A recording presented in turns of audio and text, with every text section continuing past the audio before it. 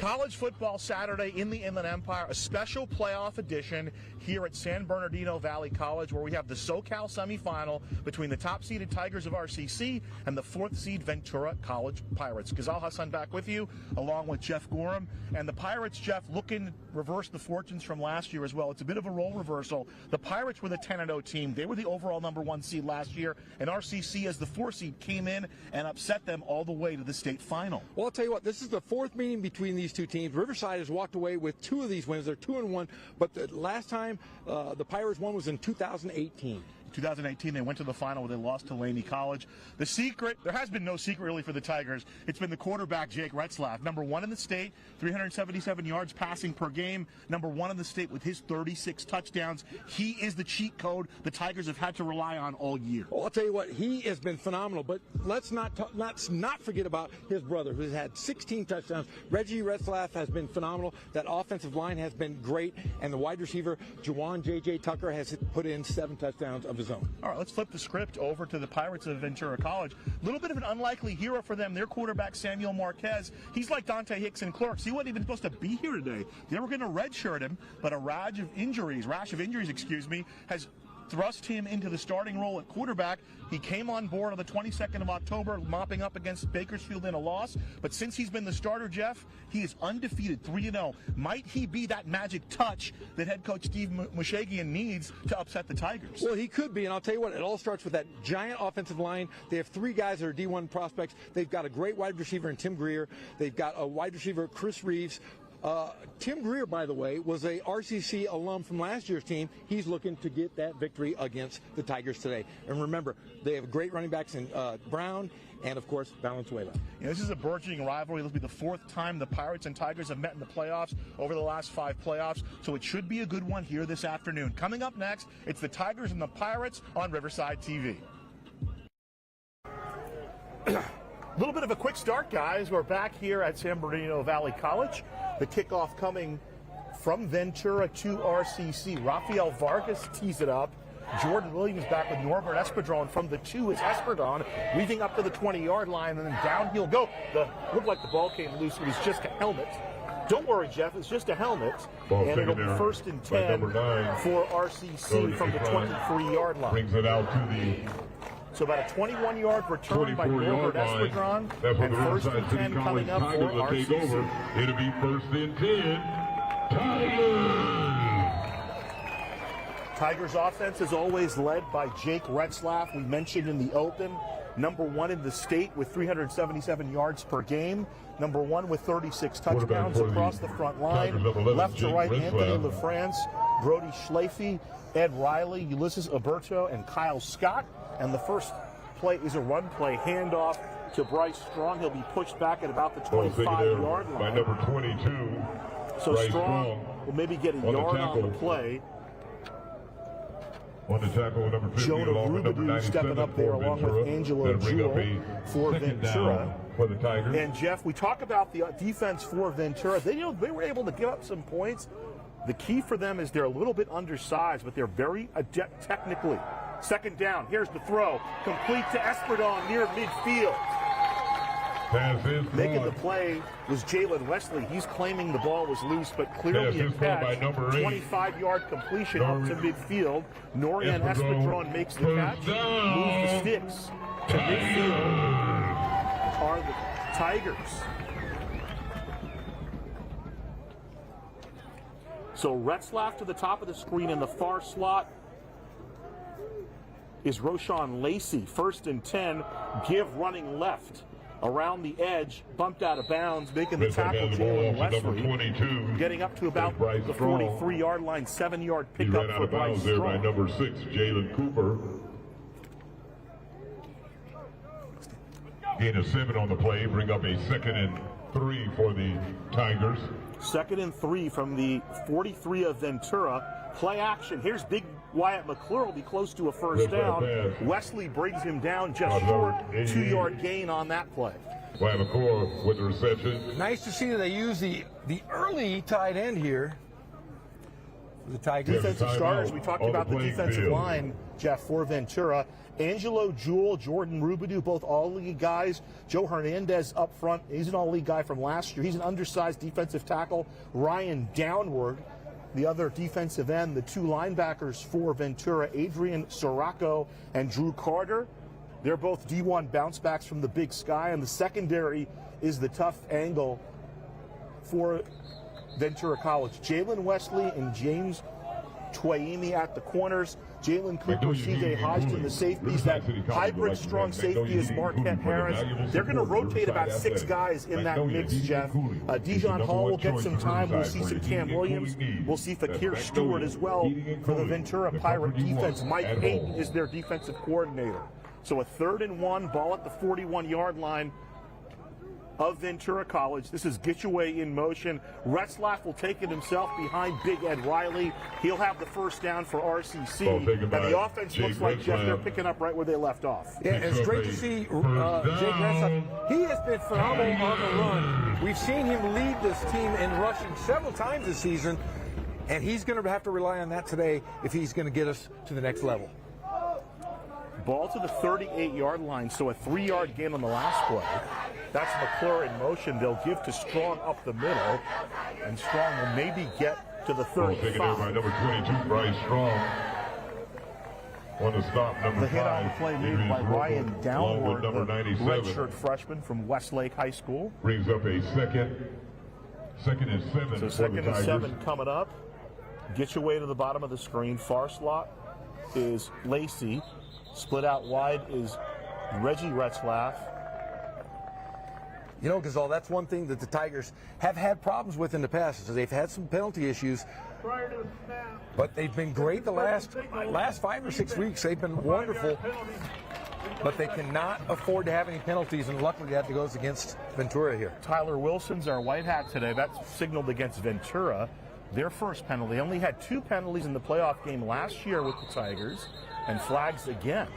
This time it came from the head linesman. That's going to be on RCC, so they'll just give back the 5 yards. Offense, number 73. Replay second half.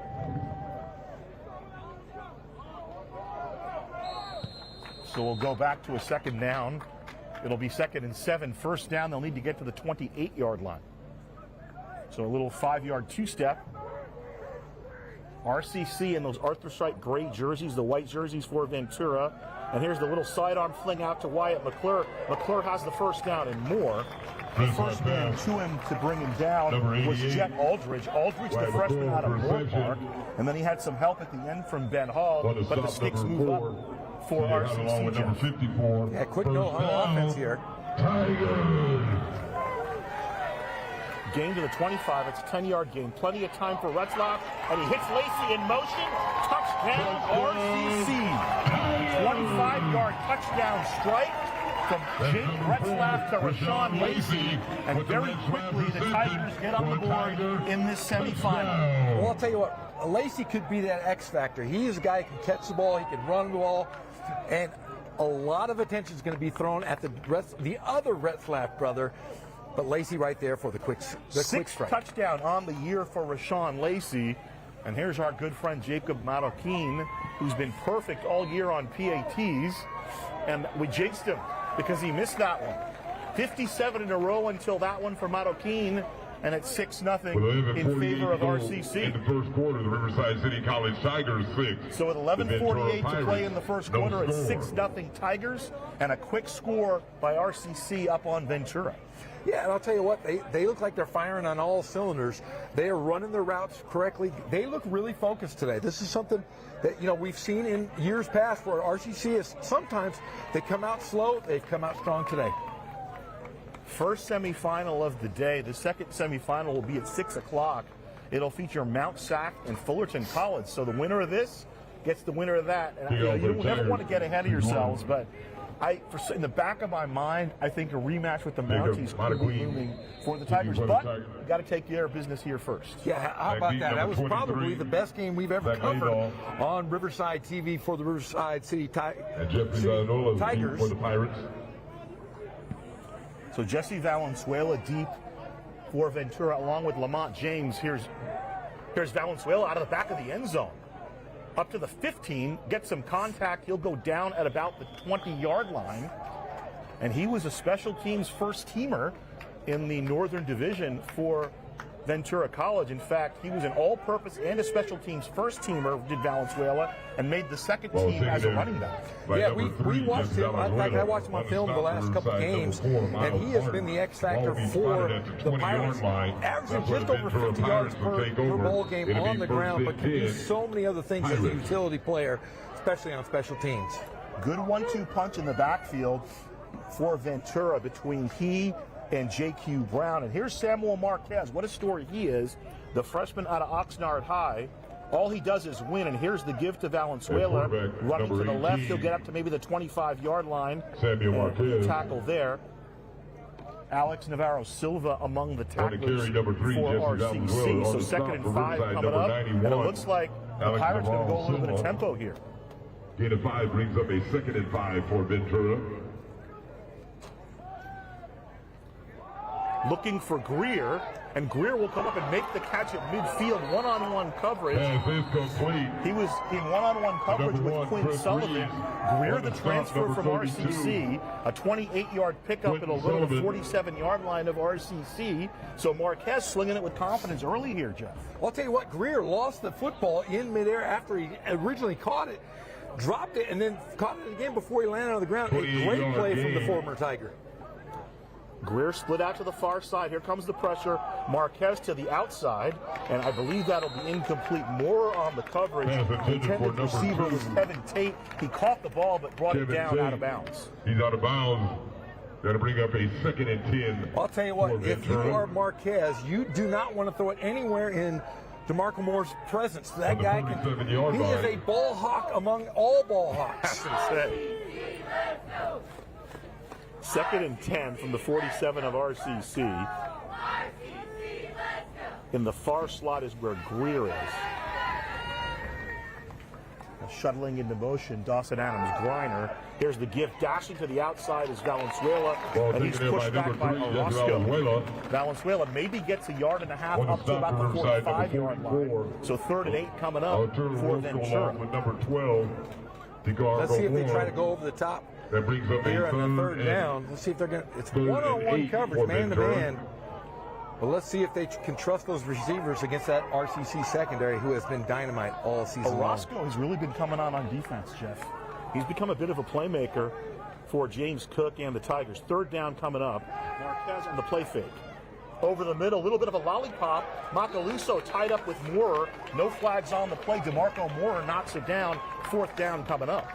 Yeah, you could see the Pirates sidelines wanted a PI call there, but I'll tell you what, that was just great defense. Like you said, it was a lollipop up there. They played, you held your ground. Great defensive stop here. You know, in a playoff game, I would guess they're going to let him play. A little hand fighting in the secondary probably will be okay. Beautiful day here, about 70 degrees at kickoff. And here's an all-league player, too, for Ventura College. Rafael Vargas, an all-conference punter, the sophomore out of Oxnard. It'll go dead inside the 20 at about the 17. So just a 28-yard kick, but they down it to the Pirates inside the 20. And that's where RCC starts with a 6-0 lead. 10:01 to play here in the first quarter. Zal Hassan with you, along with Jeff Gould. We got our guy Nick Rice patrolling the sidelines here. SoCal semifinal. The winner gets the winner of Fullerton, Mount Sac. Well, I'll tell you what, I liked exactly what RCC did on that first drive. They played no huddle, they played up-tempo, and that is what you're going to have to do here to kind of get things going offensively. All right, it's 1st and 10. After this play, we'll throw it down to Nick Rice on the sideline from the 17. The sidearm delivery, and they found something with McClure. He gets tripped up over the 20. Gets about 5 yards on the catch. Making the tackle. Looked like Dijon Hall made the tackle up to the 24-yard line. Let's go down to Nick Rice. Up a 2nd and 4 for the Tigers.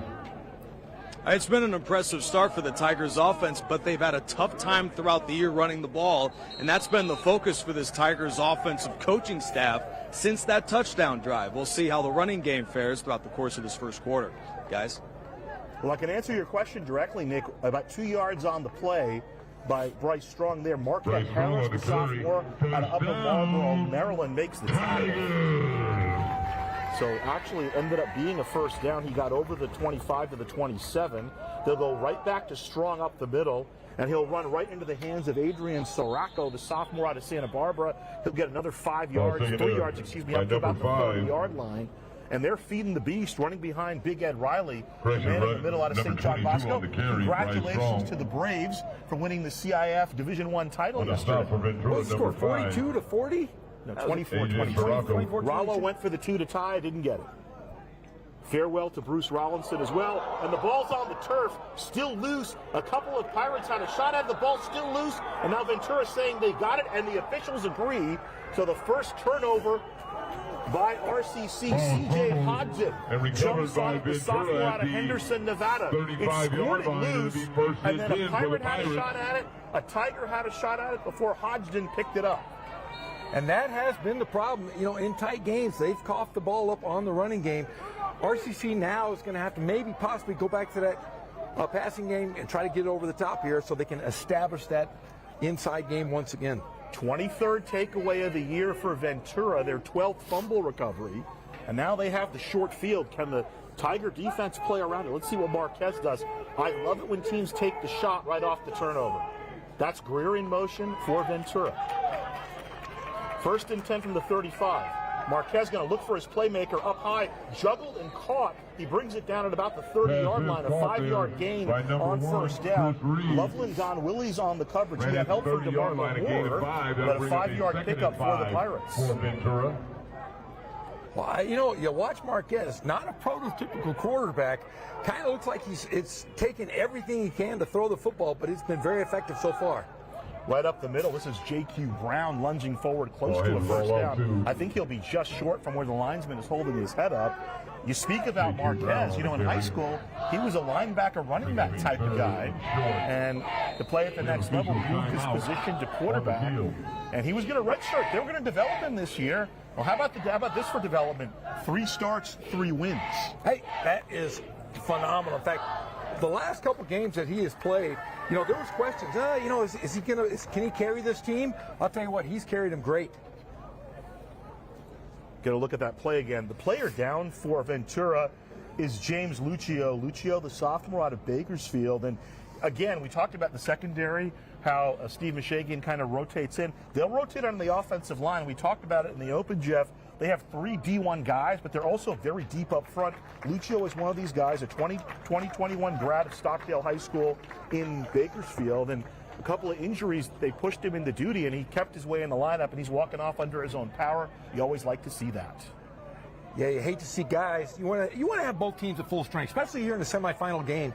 You don't want to just play with. If you want to win, you want to win against the very best. So hopefully that young man can get back on the field here quickly.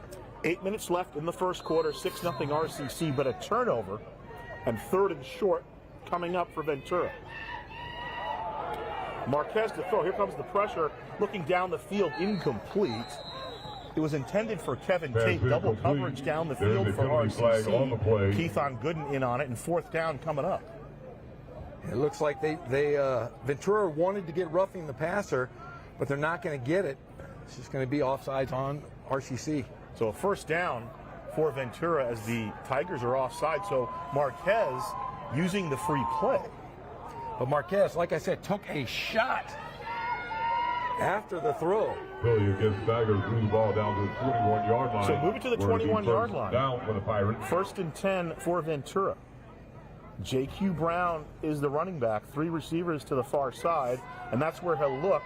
A little bit high, airmailed and incomplete. On the coverage for RCC out there was Bryce Tate. Intended receiver was Tim Greer. Greer, the redshirt freshman from New Orleans. We mentioned he played last year at RCC. Yeah, he's one of those guys, you know, he didn't know Retzlaff was going to be back. I mean, Retzlaff suffered a pretty tough injury, and he said, hey, found out he was coming back. This was a better opportunity for him to get in and be that guy. The guy, I should say. Well, he's delivered. He's their number 1 receiver. Marquez to throw. Looking down the field for Greer, and Greer goes up and gets it. Touchdown, Pirates. 21-yard strike from Samuel Marquez to the former RCC Tiger Tim Greer, and we're all knotted up at 6. Well, I'll tell you what, I don't know what happened defensively there, but the Tigers looked lost. He was wide open.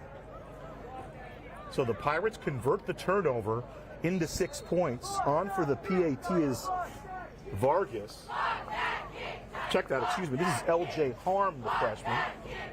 Harm on for the PAT, puts it down, and it's up through the uprights, and it's a 7-6 lead in favor of Ventura. The kick is good. Harm, the freshman from Spokane. 7:38 to go on the first quarter. So get another look at the fumble there on the replay, and then here's the drive as it progressed for Ventura College, and they've taken a 7-6 lead here with 7:38 left in the first quarter. So in a playoff game, those turnovers are always big, Jeff. A turnover by the Tigers, and the Pirates hang 7 on them. And that's hurt the Tigers all season long. When they've been in close games, it has been the turnovers that have cost them. Now, their defense is quite capable of causing some turnovers on their own.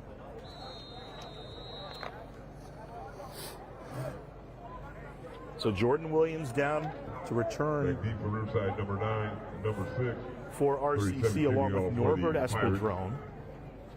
This will be Rafael Vargas to kick it off, the sophomore out of Oxnard. Here's the kickoff. Espadrone comes up to field at about the 6. To his right, he's outside at the 20-yard line, finds some space. He has one man to beat the kicker, and what a tackle at the 40-yard line by Vargas helps his own cause by bumping Espadrone out of bounds. A 34-yard return up to the 40-yard line. That's where RCC tees it up. Norbert Espadrone. Well, that is where Espadrone has been dynamite all season long. He's been able to chip away those 30, 35-yarders. Let's go down to Nick Rice on the sideline. It'll be 1st and 10. All right, guys, Ventura offensive lineman James Lucio sustained a sprained ankle, but they put some extra tape on there, and he's going to be back on the next Ventura series, guys. Well, the series right now, though, is for RCC, and how can they bounce back? They go 2-by-2. Lacey and Retzlaff on the far side. The play fake. Jake Retzlaff has plenty of time, completes the ball out of the backfield for about a 5-yard pickup, making the catch for RCC. Is Donovan Harvey, the freshman from Lake Elsinore High, where he played for Tony Peralta, and the ball up to the 44-yard line. We're at 2nd and 5. Now the Tigers go some tempo. Setting up the screen, but complete outside to Alfred Jordan. Jordan finds a seam. Jordan down to the 25-yard line. Pass is complete to number 19. Ventura College. Jordan with the reception. Yeah, great little screen. Drew Carter, first down. Nice little screen pass there. And just got it in open field, and that lead block really got him those extra yards there. 28-yard pickup down to the 27-yard line of Ventura. 1st and 10. Retzlaff, quick throw, bobbled, incomplete. Probably better that it fell to the ground. Donovan Harvey was out of the backfield for RCC. 2nd and 10 coming up. I'll tell you what, Harvey, a little upset with himself. He had a complete wall in front of him. They'll bring up a 2nd and 10 for the Tigers. Ran before he caught it, basically. So double tight end set coming in. Ugorji will leave the field. We'll see Mejia and McClure come back in. So Gitchaway split out to the near side. Reggie Retzlaff to the far side, along with Lacey. Mejia flexed out. And now you'll see McClure reset to the left side for RCC. 2nd and 10. Here comes the pressure. Retzlaff flings it, sitting down in the zone and making the catch at about the 15-yard line. He'll get inside the 15 to the 14. I believe that was Devin Gitchaway, and indeed it was. So Gitchaway sits down at about the 14. A 13-yard pickup for RCC. Let's see if Riverside goes to the run, or they go maybe to the corner of the end zone here. Love that double tight end, and they still are out there. Mejia and McClure both out there for Tom Kraft. 1st and 10 from the 14 of Ventura. Good response drive here for RCC. Dancing Izugorji, he'll get inside the 10 to about the 9-yard line. Making the tackle was Ryan Downward. He really is playing downhill, the defensive end for Ventura. Downward, a redshirt freshman out of Westlake High School in Westlake, California in the Valley. He came across that entire line to get Ugorji, but might have given Ugorji a couple extra yards by keeping them from behind.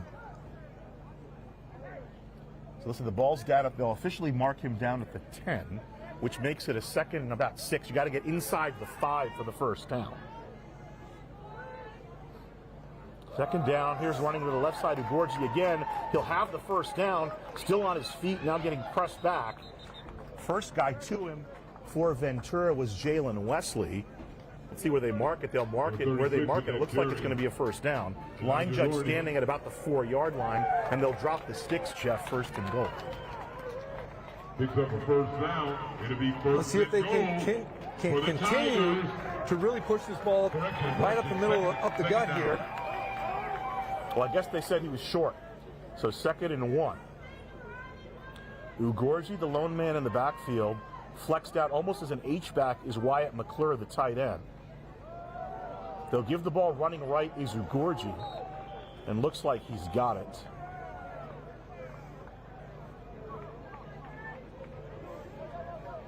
It's nice when you can use an H-back as your tight end, bring him in. He led a huge block there. He got them that first down. James Toyemi, the cornerback, brought him down, and now it's 1st and goal for RCC. On the 3-yard line. Gitchaway split out to the near side, near slot Rashawn Lacey. Reggie Retzlaff split out to the far side, and wide open is Lacey, and he'll just walk into the end zone. Touchdown Tigers. RCC with their 2nd touchdown from Rashawn Lacey. They take the lead 12-7. Hey, Lacey wide open. I'll tell you what, that was a great offensive set and series by RCC. For the PAT. So a great response drive from the Tigers and Jake Retzlaff. And now Marroquin, who almost we saw a unicorn. He did all 57 of his PATs before missing the last one. And this one he'll pump through. We saw a couple of weird things happen on Thanksgiving Day with some missed kicks, Jeff, in the NFL. And here's the drive. We'll get another look at it as Retzlaff drives RCC down the field. After the fumble, they went back to the running game, but it was the big connection down the field that flipped the field for the Tigers and set them up inside the 30, and ultimately Rashawn Lacey finishes off the drive for RCC. So some early scoring here, a bit of a track meet in the early going in this SoCal semifinal, Jeff Gorham.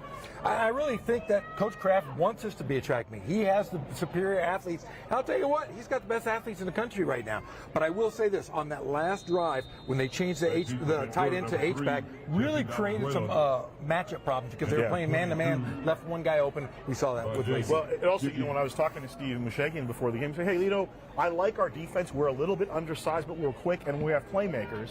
And that's what you think about. Can a guy make a play?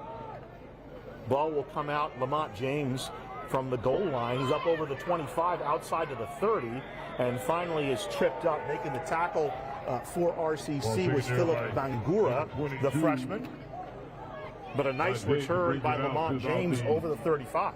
Hey, I'll tell you what, Gasol, in a game like this, special teams are so vital. If you can get those 25, 30-yard returns every single time, you're going to put your team in a great position to at least have an opportunity to get into their side of the field.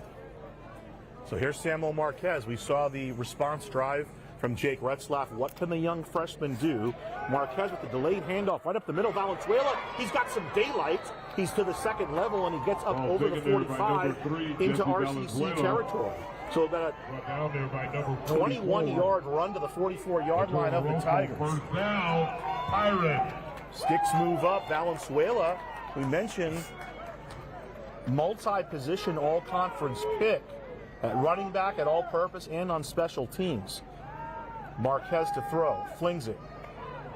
Complete to about the 40-yard line, making the catch is Kevin Tate, immediately tackled by Loveland Don Willies, but a 4-yard pickup makes it about 2nd and 6. And watching Marquez, he's not your typical quarterback. Like you said, looks like a linebacker or a running back, but he doesn't throw the ball quickly as we've seen other quarterbacks, but he is successful as far as getting to his routes and his reads.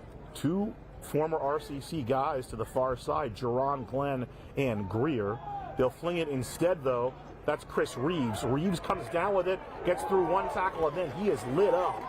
Reeves down at the 30-yard line. Kevin Tate, tackled by Lining him up was Gage Summers. He got a little help on the play from Marcel Taylor.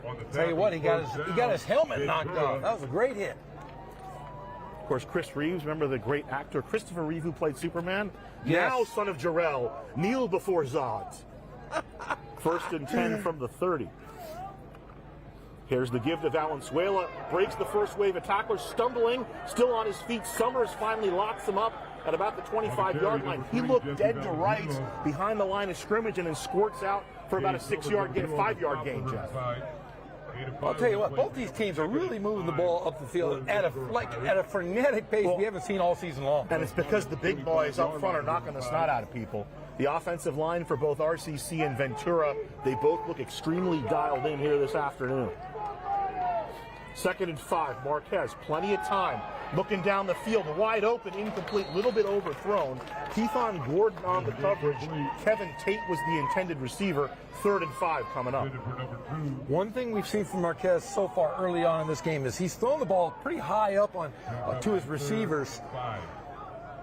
Because he knows he can go get him, right? He's got guys who can go up and get, it looks like they've got vertical jumpers out there. Big 3rd down coming up. J.Q. Brown to the left of Marquez. He'll give the ball to Brown running right. Brown trying to get the edge. 1st down and more.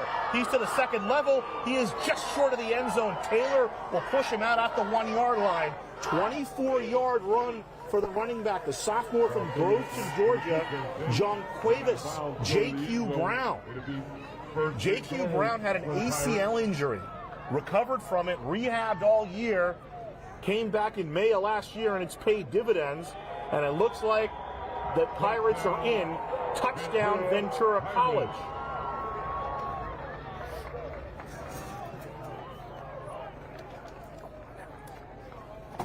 So we're tied at 13, the PAT pending. Here's Harm coming out. Harm, left-footed kicker. Will try to give Ventura the lead. 14-13 Pirates. 1:58 to play in the first quarter. It's been very eventful here in the first. Another look at that drive. I'll tell you what, like you said, it has been fast-paced. This is run-and-gun football right here. Fun to watch, but the defense is going to have to make some stops here. We're going to have a score in the 70s going on. 62 points put up between these two teams last year when RCC shocked Ventura. It was the Pirates last year. There's the run by J.Q. Brown that sets up the touchdown for Ventura College. But what I do like from what I've seen from the Pirates so far tonight is they have taken those outside linebackers of RCC and made them kind of irrelevant. They have pushed it right up the middle and taken them completely out of the ball game. Let's see if the adjustments can take place for the Tigers. We talked about the offensive line, how deep it is, and Ventura really not doing anything too tricky. They're running between the tackles. If the edge is there, they go to the edge. Espadrone back with Williams. This time Jordan Williams will field it from the 5. Williams up to the 20, and he'll be dragged down from behind. He'll get up to about the 25-yard line, making the tackle for Ventura College, Tyrus Malia-Tufa. Malia-Tufa is from Auburn, Washington, where he played at, ironically enough, Riverside High School. Heck, I have never even heard of that place. So 1st and 10 from the 25, the offense back out for RCC. Jordan Williams split out to the far side, trips to the near side for RCC, Strong, the tailback. 4-man front for Ventura College. Play action.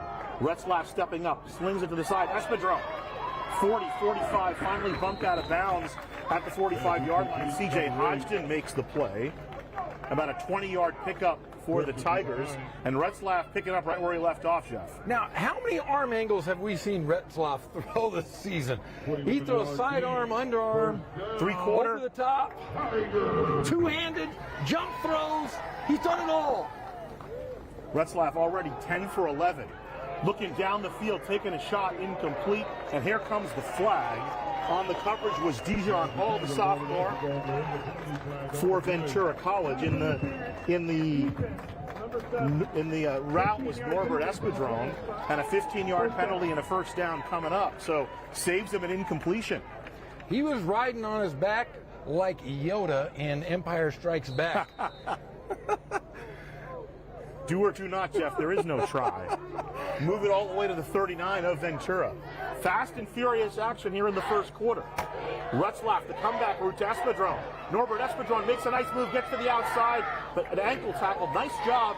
That was Hodgson getting him down by the ankle to allow the tackle ultimately to be made by Harris, but a gain up to the 24, 15 more yards for RCC. How effective have both of the Espadron brothers been out of the slot this year, Jeff? Well, I'll tell you what, they've been great, and the wrinkle we've seen today, we haven't seen from RCC all season long, is they're throwing these little screen passes, and there are giant wedges of Tigers pushing them through, able to get those extra yards. Yeah, Tom Kraft taking advantage of the size advantage up front the offensive line has, and it really shows factor when they're in the open field.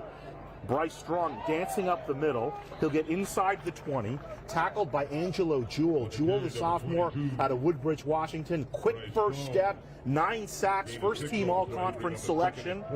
Elite edge pass rusher for the Ventura Pirates, but going against his strength, dancing inside to the 19-yard line. 5-yard pickup on the play by Bryce Strong. Let's see if Retzlaff goes to his brother. It's one-on-one coverage here. It could be a perfect time. Cam Leofa is the tailback. Throw to Reggie Retzlaff, and that's a flag right there.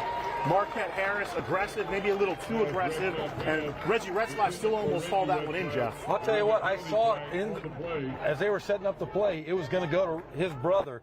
Reggie ran a great route. He was just held on from behind. Defense, 15-yard penalty from the previous spot. Now, not that they want penalties, but I think both Steve Mishakian and defensive coordinator Mike Hayden, they want their corners, they want their safeties to be physical with the Tiger receivers. You're going to have to, because they're so big and they're so strong and so athletic. They can cut inside, and you'll have no chance of getting the football unless you play physical football from that secondary. Reggie Retzlaff in the near slot, split out to the near side, is Gitchaway. And so I thought it was half the distance. I'm incorrect. They moved the ball all the way down to the 3-yard line. It's a 15-yard mark-off because it's a pass interference penalty. Cam Leofa is going to be the running back for RCC in this formation. We've seen a lot of Wyatt McClure at tight end, and obviously to really give them a little bit more of an edge in that size advantage that the Tigers have up front. Leofa with the carry, dancing right, still on his feet. Second effort, is he in? He is in for the touchdown. Cam Leofa into Pater for RCC. Tigers back in the lead. And there's that offset line where they're pulling that tight end as an H-back, and they're doing it on both sides of the football, so they're able to see the strength of that defense and go opposite side and make that easy score there. Marroquin going for PAT number 2. He missed his first one, his first miss all year. And it's 20-14 in favor of RCC. So we've seen only one punt all afternoon. That was the first drive for Ventura College. There's a look at the drive for the Tigers. Nice return to start it off, and then they get in the end zone fairly quickly. A couple of penalties by Ventura help. So Retzlaff, 11 of 12 through the air, 155 yards. 3 penalties on Ventura for 35 yards thus far. Already 200 total yards rung up for RCC, 130 for the Pirates. So we could be headed for one of those games, Jeff. And you know me, I like offense. You know, and the best defense is somebody's offense. Score the ball, baby. Score it.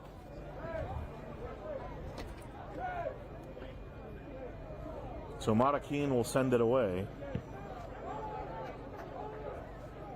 Valenzuela, what bravado. He's about 8 yards deep in the end zone. He's going to bring it out. Mejia with the hit, but he bounces off the hit, and he's still on his feet over the 30. Finally brought down ahead of the 35-yard line. Chris Mejia is a pretty good special teams ace for RCC, and Valenzuela just ping-ponged off of him and took it for about another 15 yards. End of the first quarter here at San Bernardino Valley College. Get another look at the hit, and then we'll throw it down to Nick Rice on the sideline between the quarters. Don't forget, for you enjoyment, the snack bar is open. For its points is already the most points given up in a first quarter this year from RCC. The 14 points is already the third most in an entire first half in a game all year, but it hasn't mattered because this RCC offense, maybe the best offense in a season we've ever seen with Tom Kraft, leads it by 7 going into the second. It's been an entertaining game so far, guys. Tigers of RCC, Jeff, averaging nearly 600 yards per game, and good to see Chris Mejia walking off the field under his own power. Mejia, the 6'1", 250-pound tight end. So let's get a look at this. In terms of schedule, the common opponents, the Tigers 5-0 against those teams. Ventura 4-1. Their only loss to Long Beach. Okay, ladies and gentlemen. Please put 15 minutes on the game clock. 15 minutes. Saddleback gave Ventura a little bit of a run. Canyons gave RCC a little bit of a run. Both teams handled El Camino pretty well. Tigers handled Chaffee in week 10. But it doesn't matter now. You can throw all that out. It's a playoff game. We've played 15 minutes, 45 more to go between these two teams, Jeff. I'll tell you what, this has been a fun quarter so far. Tigers putting up 20. From the 33, here's the give to the right side, pounding up over the 40-yard line is J.Q. Brown. And we mentioned Brown coming off an ACL injury, rehabbed over last year to come on back. So 8 yards on first down, 2nd and 2 for him. Great to see that young man back out on the field. J.Q. Brown out of Grovetown in Georgia. From the 42, they'll give it to Brown. Orozco trips him up for a loss. Arturo Orozco says, no, sir. You know, and talking about, Jesse Valenzuela and Brown, they just averaged just over 100 yards between the both of them. But I'll tell you, the way they played today, I mean, anything can happen. I mean, they put up 34 points here in the first quarter. 3rd down and 2. Here we go. Big play coming up. 3-man front for the Tigers.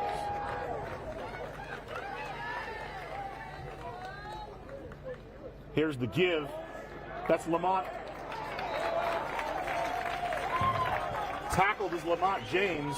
Let's see how close he'll be. I think he's short. Looks like he's stacked up for maybe a gain of a half a yard. Bring up a 4th. Alonzo Gray Hall had his nose in there. Got some help from Navarro. And it's 4th and 1, and the Ventura's going to leave the offense out there, Jeff. You say, heck no, we're not punting. This could be, a puntless game. You cannot give up the punt. You've got to try to go for the score here. 2 by 2. Greer to the far side. Far slot, Jerron Glenn. Those are the 2 RCC transfers. Chris Reeves in the near slot. Split out to the near side, Kevin Tate, and Steve Mushagian will call timeout. And they'll talk it over here. 13-10 to play in the second quarter. It's 4th and 1 from the 42 of Ventura College. And, Steve Mushagian had a great chance to talk to him this week. And he and Tom Kraft are very similar. They're both guys that really promote the junior college game. And kind of, if you look at it regionally, Jeff, very similar pathos for both these teams. RCC kind of recruits the local Riverside area, San Bernardino area kids. Steve Mushagian and his staff do the same thing up there in Ventura County. A lot of Oxnard, a lot of Rio Mesa, Camarillo. They keep the local kids and give another opportunity to further their careers. And they both are really committed to the mission of junior college football. Well, yeah, you look up, there's little pockets up there in that area, Lompoc, those kind of areas where you can get guys. You can find guys that nobody knows about. And if you can keep them in your area, you can be successful. And they've been successful. It's been their 13 seasons. He's 95 and 37. Yeah. That's not a bad clip. Mentioned playoffs 4 out of the last 5 years. They missed in 2019 on a tiebreaker. And here's the punt. The punt off the foot of L.J. Harm. Bounces inside the 15.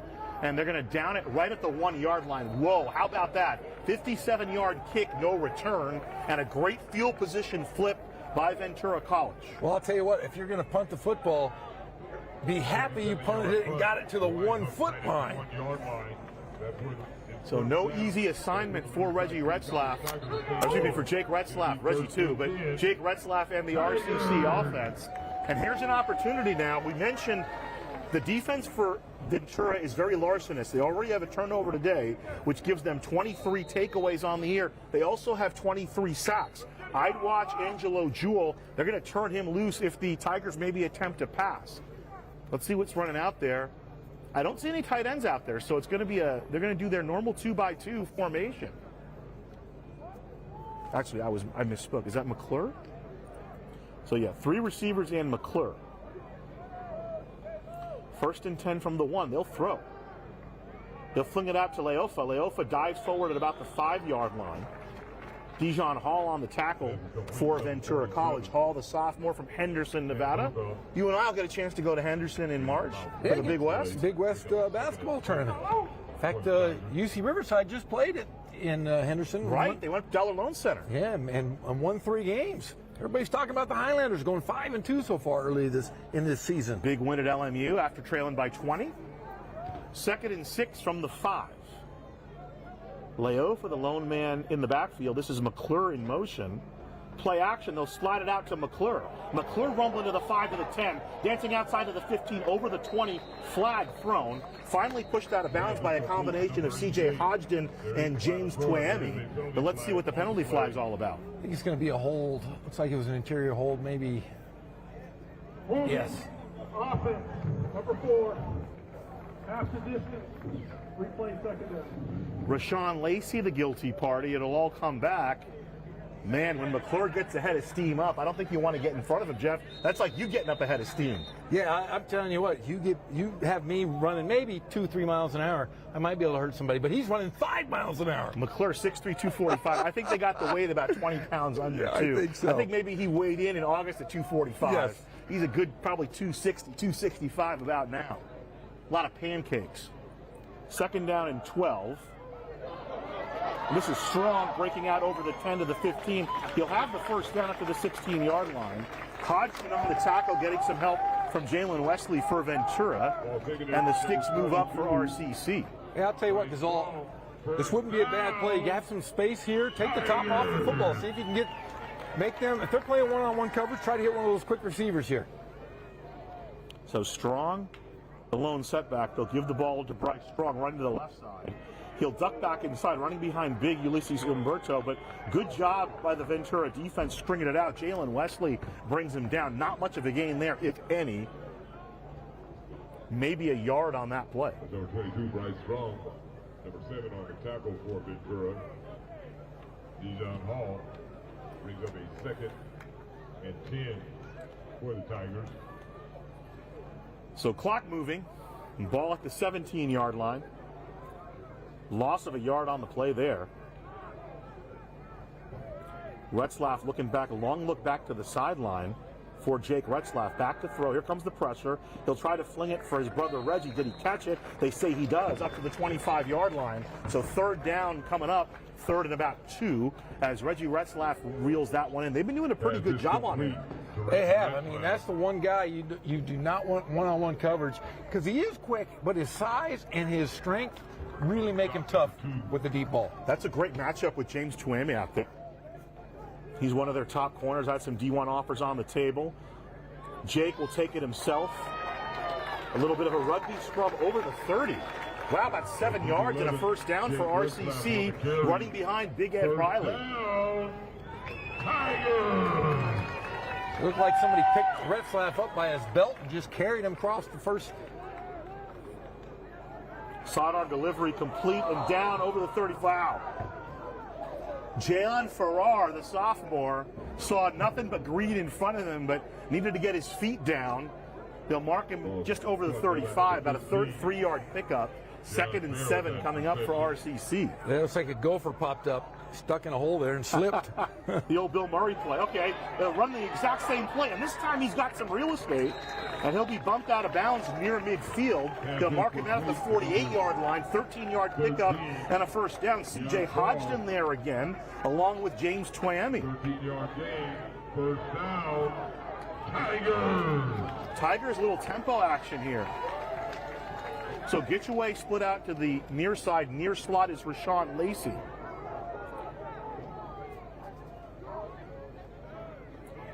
Nice job by McClure. Now it closes up. Retzlaff will dive into Ventura territory over midfield.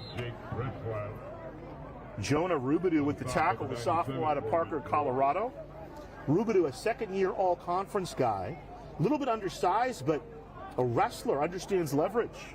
And watching Retzlaff run the football, you know, a lot of quarterbacks don't know how to take dives. He takes hits, but the one thing he does is he pulls his shoulders in and pulls his neck tight. So I'm telling you, a great way to take a dive and still get the hit and extra yards.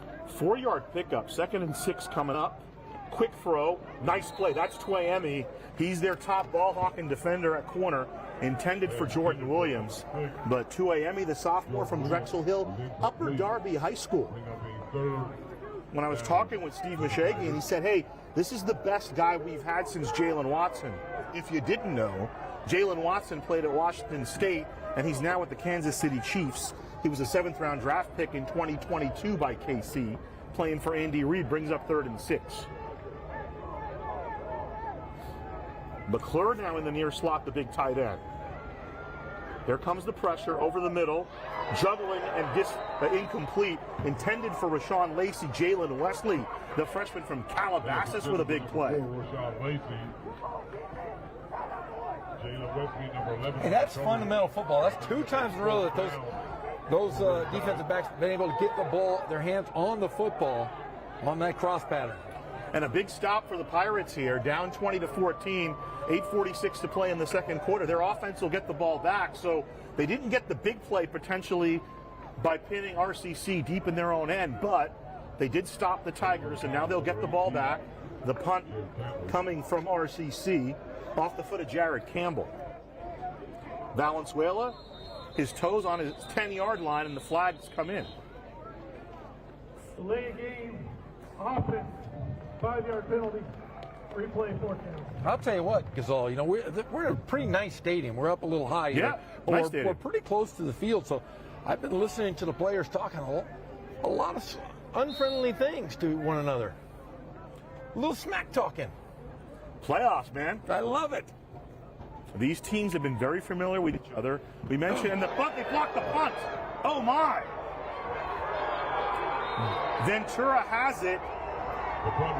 Looked like Jerron Glenn may have made the play.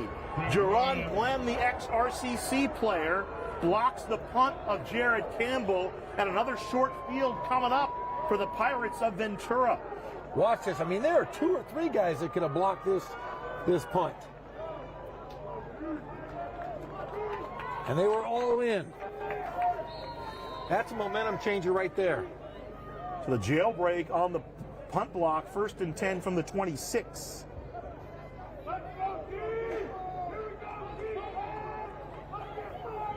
I'd love to see them go up top here after the block punts.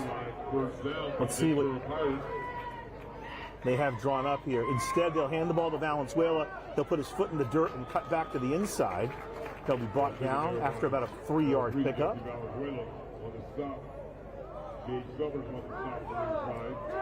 Gage Summers stands up from the bottom of the pile, making the tackle. 2nd down coming up.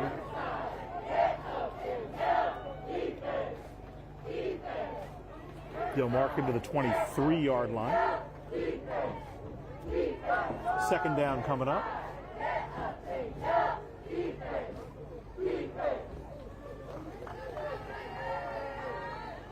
Double tight end set as the tight end comes in motion. Throw to the near side. Complete. That's Kevin Tate. Tate will have the first down inside the 10-yard line for Ventura. Talib Salahuddin in on the hit along with Marcel Taylor. And another one of those high throws, well, like you said, those big-time jumpers able to get up high and stay on their feet. So first and goal just inside the 10. Can they convert the block punt into points? Meaning the Pirates of Ventura. SoCal semifinal number 1. First and goal from the 9, the toss to Valenzuela. Cuts inside and down he goes after about a 3-yard pickup on the play. Robert Waters in on the hit for RCC. They'll mark it up to the 7-yard line, so 2 yards on the play. Looks like Lovewin Don Willie's limping off the field for RCC.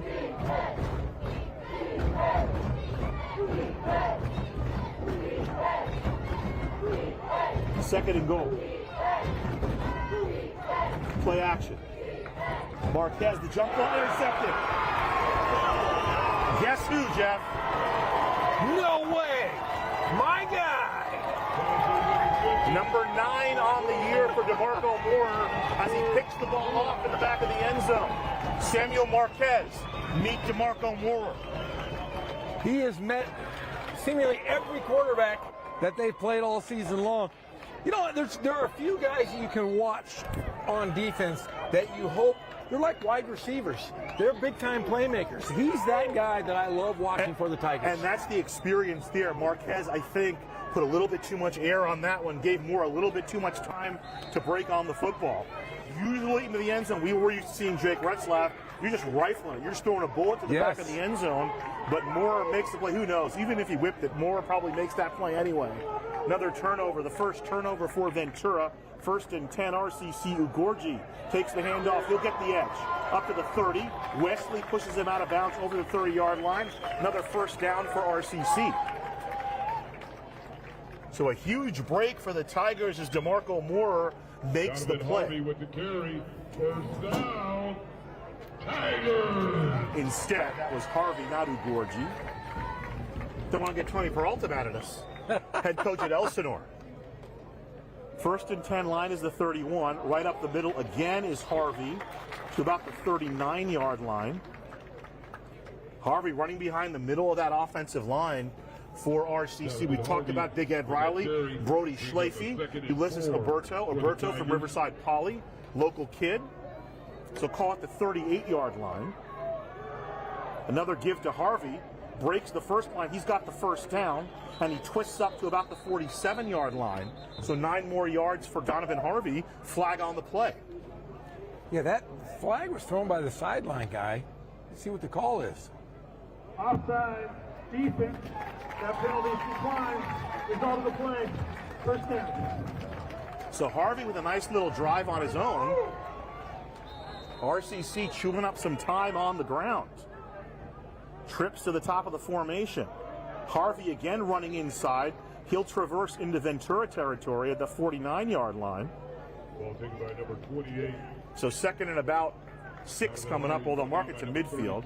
So call it second and 7. Brings up a second and 7 for the Tigers. Drew Carter, the sophomore from Camarillo, makes the hit for Ventura College. He's a bounce back from Southern Utah, but he's having a pretty good year for Ventura College. Second and 7. Harvey again dancing. Harvey to the outside, gets past Wesley, and Carter escorts him down to the turf, but not before he has a first down. About a 10-yard pickup, and the Sticks advance for the Tigers. Well, I'll tell you what, that was a great play. Great hesitation step by the running back to get off that great block. Quick throw to the outside, incomplete. And Gitchaway points at himself, saying, hey, that's my bad. Second and 10, clock stops. 5:11 to play in the first half. This has been a real game of cat and mouse. You know, we mentioned there's familiarity between these teams because they've played so often. Not only that, they played often in the playoffs. Played in 2018 and played in 2021, played in 2017. Didn't play in 2019 because Ventura missed the playoffs by virtue of a tiebreaker. Second and 10. Little screen to Strong. Strong 40, 35. He escapes.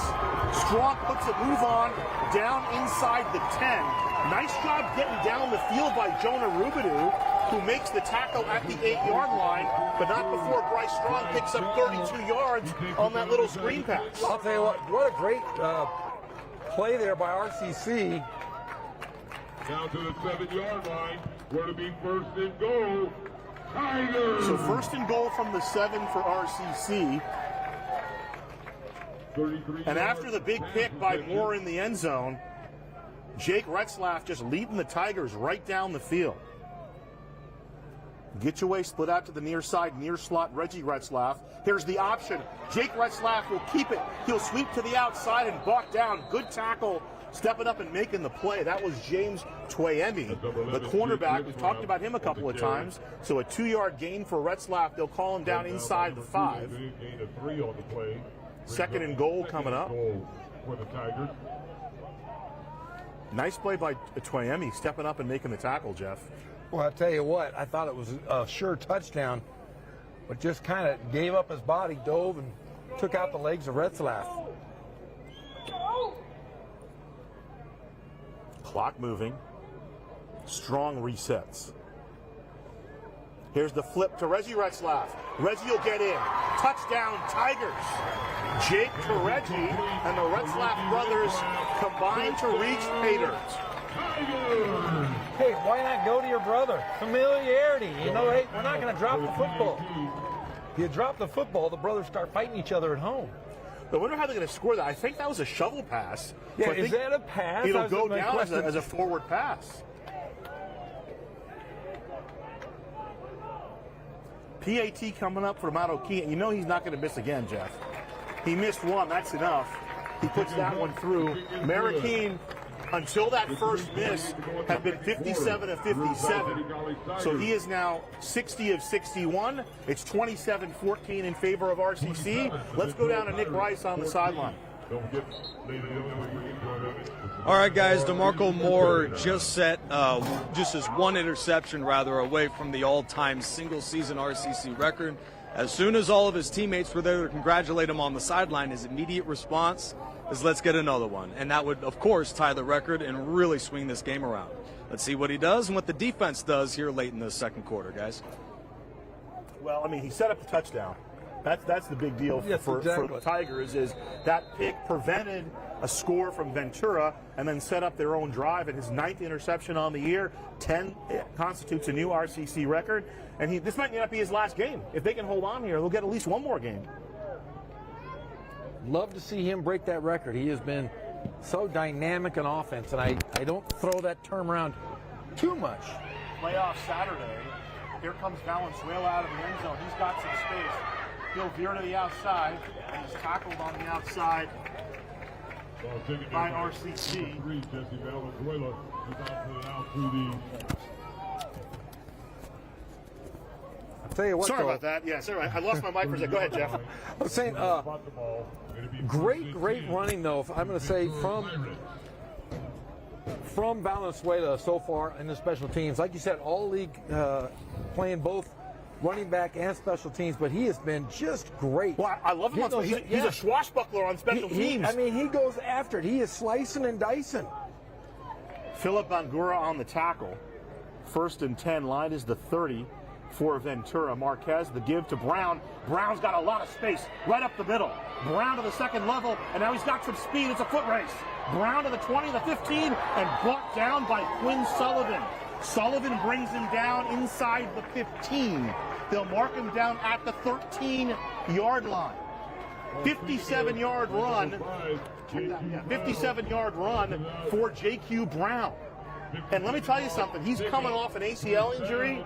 He looks to be fully operational here this afternoon, Jeff. I'll tell you what, he was gone, but what a great saving tackle there. See if he can do something here on defense to keep him from scoring the football. Jaquavon Brown will bounce up to about the 10-yard line.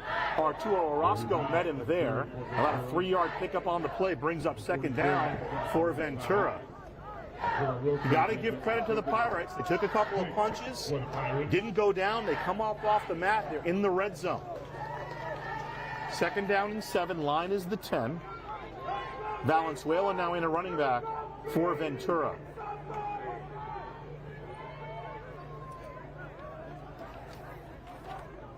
Kevin Tate split out to the near side. Greer to the top of your screen. Valenzuela running right, cuts back inside. And that trick is something that the Tigers have seen. He'll get maybe 2 yards on the play. Stepping up, Alonso Gray Hall then for RCC. Orozco was there as well for the Tigers. So a 2-yard pickup and a timeout called by Steve Mushagian and the Pirates of Ventura. Ventura College 7-3 on the year. They came in 3-2 in the National North, and they won the conference by virtue of a tiebreaker. It was a 3-way tie with them, Canyons, and Allen Hancock. They'd beaten both the Bulldogs and Canyons, so they got the league title by virtue of the tiebreaker. Yeah, and going into the last 3 games of the season, everybody thought it was going to be everybody's going to end up being 2-2. They didn't really count on Marquez being that guy. I'll tell you what, he's been beyond that guy and has carried this ball club. There were questions, because I watched the game where he first started. There were questions whether or not he would be the guy to even win a ball game. He's carried them. His big game was the win against Hancock. He threw for 365 yards and 3 touchdowns. That was on October 29th. But talking to Coach Mushagian, he said, hey, he does what he's coached to do, you know? Yes. He's a football player. He said that about a lot of guys on this team. We were talking about how the defensive line, a little undersized. Said, hey, but they're football players. So here we go, 3rd down coming up from the 8-yard line. I'm guessing, Jeff, they're in 4-down territory here. You're darn right they are. Marquez looking for Tate, incomplete. Coverage, you Peterson Lewis for RCC, 4th down coming up. Now there's 2:19 to go. You defer. You're getting the ball back in the second half, so I think the field goal team's going to come out. Yes. They wanted a PI on that, but no, that was, you know, the ball was thrown a little high up there, and it was thrown to the opposite side of the receiver was going to, so not a PI in any means. That was just great defense. L.J. Harm had interest from Washington State out of high school. He's from Spokane, Meade High School. High snap, they'll put it down. Here's the kick, and the kick is good. About a 25-yard field goal off the left foot of L.J. Harm, and it's a 10-point game, 27-17. Remember, missed PAT for RCC still on the board, and 2 minutes and 15 seconds, an eternity for Jake Retzlaff. Yeah, we've seen it before. He came down. In fact, was it the triple overtime game? Hey, there we are. We're way up here. Camera on us. We're in the catbird seat, as Red Barber used to say. Different sport, but that's Jeff. I'm Gazal, hanging out. I'm very scared of heights. If you notice, I'm sitting down because if I look over the top, my knees are about at the side, the height of the fence here. 27-17, 2:15 to play in the first half. Playoff action here in Riverside. Now, obviously, Wheelock Stadium not able to host, so the good people at San Bernardino Valley College worked it out with RCC. Sure, Daniel Algadas had something to do with the head coach at San Bernardino Valley. Great facility here, by the way. Coach Garcia, who does a great job over here running the facilities. And I'm sure our friend Pep Fernandez had something to do with it, because since he does cover a lot of these San Bernardino Valley games over the years. Right off the 10 is this wonderful facility, and here's the Harms kickoff. Out of the end zone, and it'll come out on the touchback. No Jesse Valenzuela for RCC to daringly take it from 8 yards deep out of the end zone. But what a great facility here. I mean, you know, I want to say 15 years ago, you'd come down to San Bernardino Valley, and this is no knock on San Bernardino Valley, but they were high school facilities, basically, and they had been so run down. I remember when I was coaching basketball at RCC, we'd come over here to San Bernardino Valley and play, and people would put their foot onto the bleachers, and their feet would go through the bleachers. That's how old they were. But what a great multi-million-dollar facilities behind us, the gym, and a great football field here. 1st and 10 from the 25. Here's the throw underneath. This is Strong. Strong to the 40, 45. Can he get away? He'll get pushed out of bounds. Dijon Hall makes a big play as he's pushed out of bounds at the 32-yard line. 43-yard completion on the screen pass, and those passes underneath have really worked well. A lot of running catch yardage for RCC this afternoon, Jeff. Yes, it has. I mean, that's what we saw. That was the new wrinkle we saw from the Tigers today. We haven't seen a lot of that through the season. They've gone a lot of deep routes and up the middle, but nothing off the screens like we've seen. Wyatt McClure comes in motion and resets. They'll give the ball to Strong. Check that, Harvey. Harvey around the right side dives forward inside the 30 for about 3 yards. Stringing him out on the play, the defensive end, Jet Aldridge. Aldridge, the freshman from Moore Park. Well, they're going to mark it down 30, so it's 1 yard. 2nd and 9 coming up.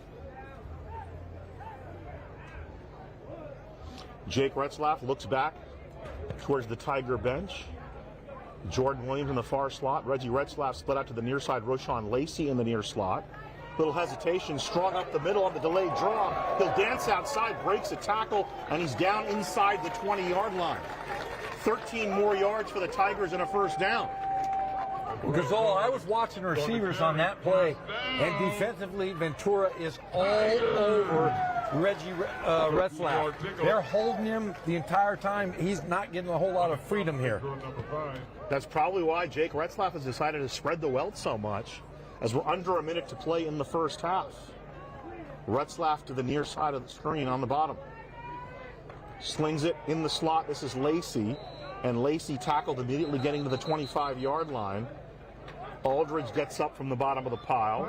Also in on the hit, Jalen Cooper for Ventura College, and Tom Kraft will call timeout with 33 seconds to play in the first half. And one of the things in talking with Steve Mishagian, who's the head coach at Ventura, the immense respect he has for Tom Kraft, and I'm sure it goes both ways. So, you know, I love playing against him because you got to bring your best, and you know he's going to bring his best. Well, yeah, I mean, these guys they recruit the absolute. I was talking to the athletic director here at RCC prior to the game, and we're talking about both of these two programs. And like you had said, they do get all of those players up in those pockets of Ventura County, Riverside, getting everybody from across the country, but a lot of local guys. Well, both teams from outside the area, but probably 80% of the roster is concentrated in local guys. You know, on the RCC side, you see some of the LA kids, but you see Chino, Ontario, Corona, Rancho Cucamonga. You get into Orange County a little bit, Fontana and Riverside a little bit, and the same thing. You look at the roster: Ventura, Westlake, Oxnard, Santa Barbara, Camarillo. Calabasas. Of course, you get into Nevada and Texas and Pennsylvania as a little bit of a pipeline. But yes, this is the chess match, and we've seen kind of them playing the same kind of style, up tempo, going at each other. 2nd down and 7. Line is the 15. There's the throw from Retzlaff to Reggie, and it's a touchdown. Bucking the system like two modern-day Robin Hoods. It's the Retzlaff brothers. Touchdown, Riverside. Well, I'll tell you what, Reggie Retzlaff had about 3 steps and had that right shoulder on the inside and was able to cut inside wide open. There was no way you were going to get in front of him. He made connection and then immediately went inside and was wide open. Up 33-17. Looks like the Tigers going to go for 2 here. 28 seconds left. Remember, Ventura gets the ball to start the second half. Big 2-point conversion attempt. Let's see what kind of play they've drawn up. That's Strong, circling back around the quarterback. Here's the snap. Retzlaff heavy pressure, fling to the back of the end zone, and the 2-point conversion is good.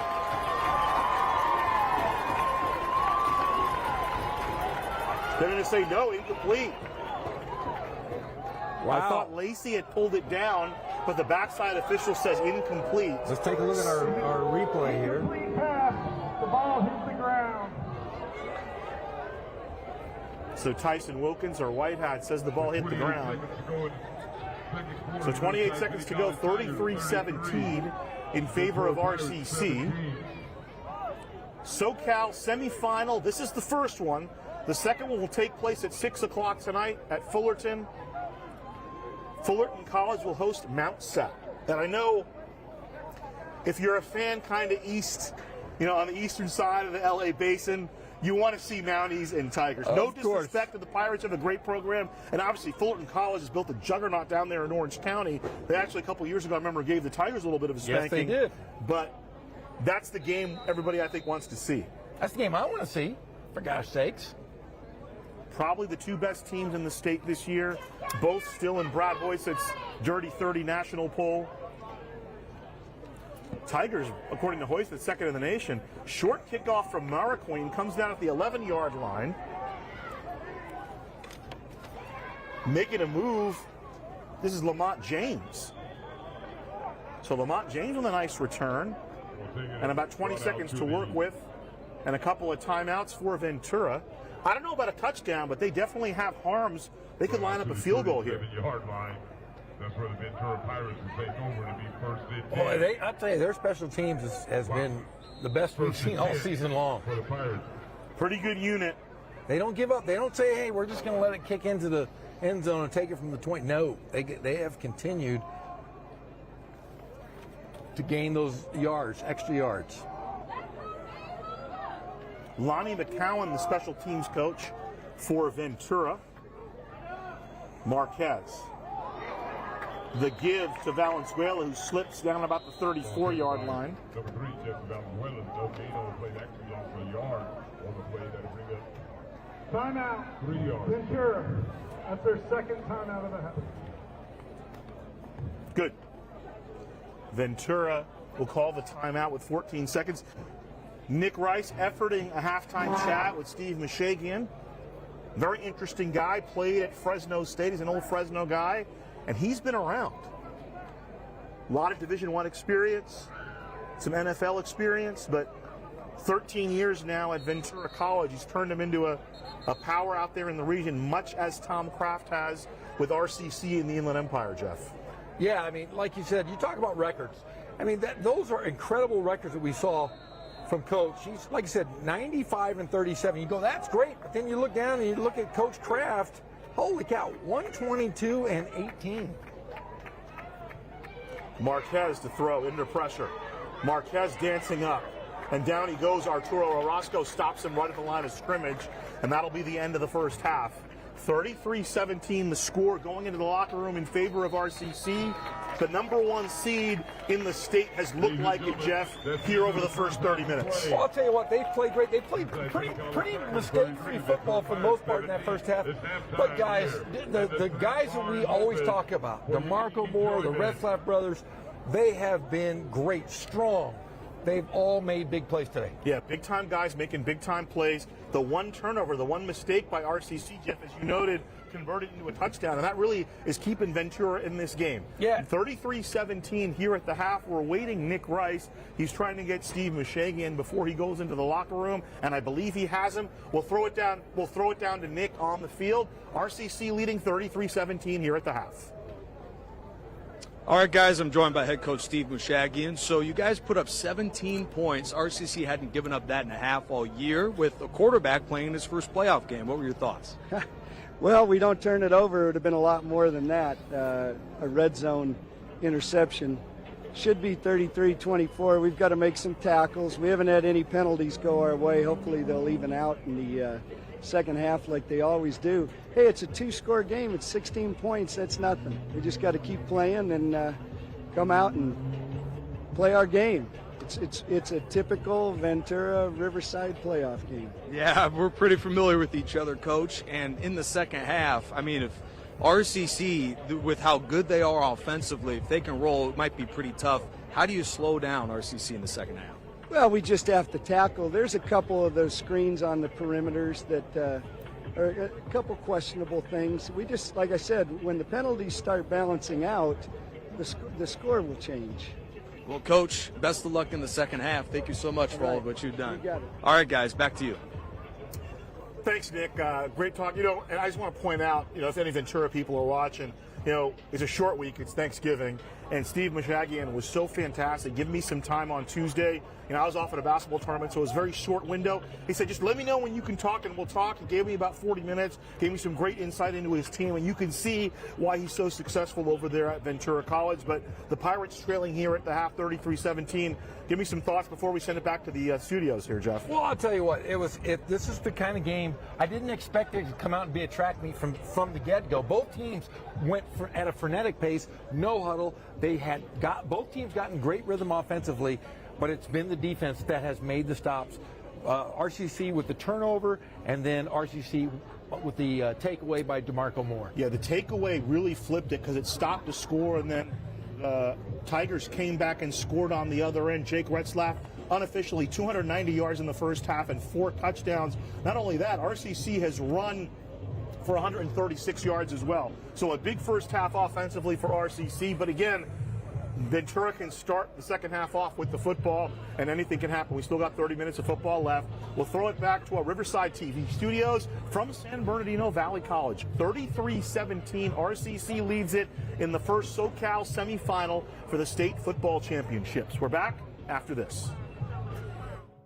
It was a Saturday morning, and Dawn got up and ran a couple of errands. I was working at the Victoria Club with a charitable foundation, and at 12 I was leaving the venue to go home and get ready for the party later. And then our painter, who was going to do some roofing repairs, came by and saw Dawn collapse in the front yard. I grabbed the phone and dialed 911. I saw a woman hunched over a man laying on the grass in the front yard. I gave him 2 breaths, and then I thought, that's not enough. So I parked my car where I was, and I ran across the street. And at that moment, this dark-haired woman came running up. And I identified myself to the woman and young man that was there, that I was a nurse and that I could help. I felt tremendous relief when she came running up, and she knelt down immediately on the other side of Dawn, and I stepped back and she took over. I remember hearing the fire trucks and the ambulance coming. They gave him some injections, gave him the paddles. They loaded him in the ambulance with the 2 firefighters, and Sherry disappeared. It made me wonder, did I imagine her? I saw what the paramedics had done while they were here, and the condition that he was in when he was taking it to the ambulance. I didn't think it was very likely that he had survived.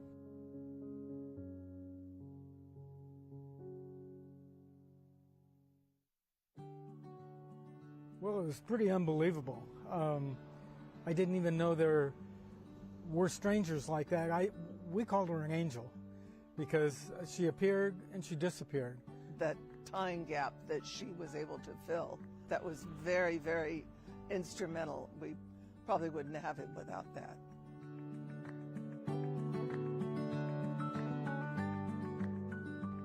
Bystander CPR is just critically important to improving the potential outcome to any cardiac arrest. There's a short period of time between when the 911 call takes place to when we arrive on scene. And having Sherry there that day was just a real big help and really helped contribute to the positive outcome in this incident. You know, I'm grateful to know that there is something that we can do, even if it's just with our 2 hands in a situation, and that if we have the willingness to stop and to render the aid that we can, that anything's possible. Now that it's over with, there's family, there's friends, acquaintances, grandchildren that I would have missed them growing up. So there's so much to be grateful for. I will say that I'm not only grateful for Sherry and her quick action, but the entire action of the team, the firefighters that came, the first responders that were here that took over for Sherry. I'll forever be grateful for their response.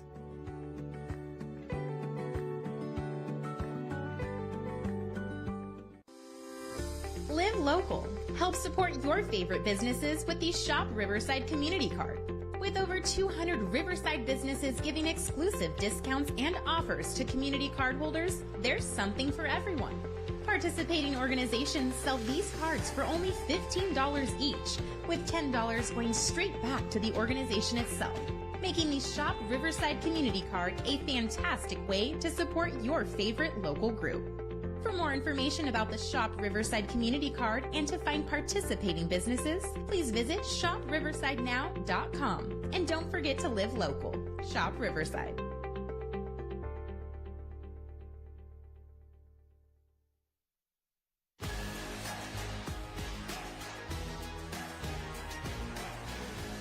High school sports are one of the things that make living in California so great. But sometimes the behavior in the stands can overshadow our achievements on the field. I love it when my parents show up for me. But being booed for missing a play could be crushing. And remember that refs are people too. They're trying their best to call a fair and correct game. Hey, and enough with all the swearing. No one should feel insulted or ashamed because of their race, ethnicity, or gender. We should be able to hold our heads high after the match, win or lose.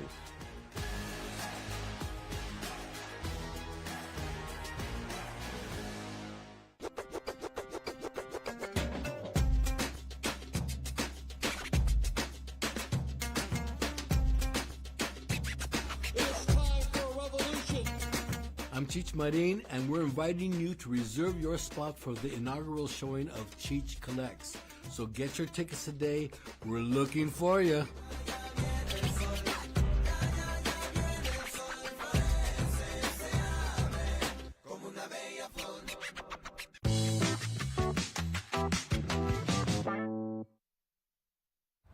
Well, it all started basically with my son, Joshua Unger. He's severely autistic. He was aging out of the school district, and this was about when he was around 18, but the school district keeps you till you're 22. We're sitting at home one day and we're talking about, well, what are we going to do once he actually is out of the school district? And we thought about it really hard, and at that time we were doing some backyard gardening. And my son was very responsive to it. He enjoyed going out and planting the seeds and being in the soil and, harvesting the lettuce and going and, getting the carrots and the onions, and, he likes to cook too. And we thought, well, hey, what if we actually had some property to where we could have like a small farm that sells vegetables, and we can make a program where we can bring in others, a work program for people with these different disabilities. Ultimately, what we decided to do was just start looking in the Inland Empire area for a piece of property that would work for that. And, we found the Greenbelt.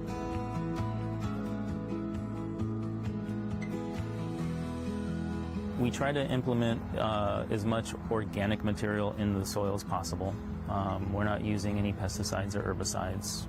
We, have barn owl boxes. We have little birds' nests that we're planting so that they'll eat some of the bugs, and we also encourage predator bugs, like ladybugs. Our operation is at that point where we're turning a corner. With the high tunnels going up, we're going to be planting tomatoes in there. There's a lot of little things to maintain with tomatoes. We're kind of transitioning from a point where we were just focused on this small little corner of the property, kind of educating me. And then now that we have some systems in place that I feel are successful, we're going to expand that across the center part of the farm here, and we're going to be putting in a little farm stand that we can sell some of these vegetables with, and that will provide additional tasks for the workers with disabilities to fulfill. One of the ways that we reach out to people is on Facebook, and it's Gable Farms. Just Gable Farms, and you can search it in Riverside. And that's an easy way to find us.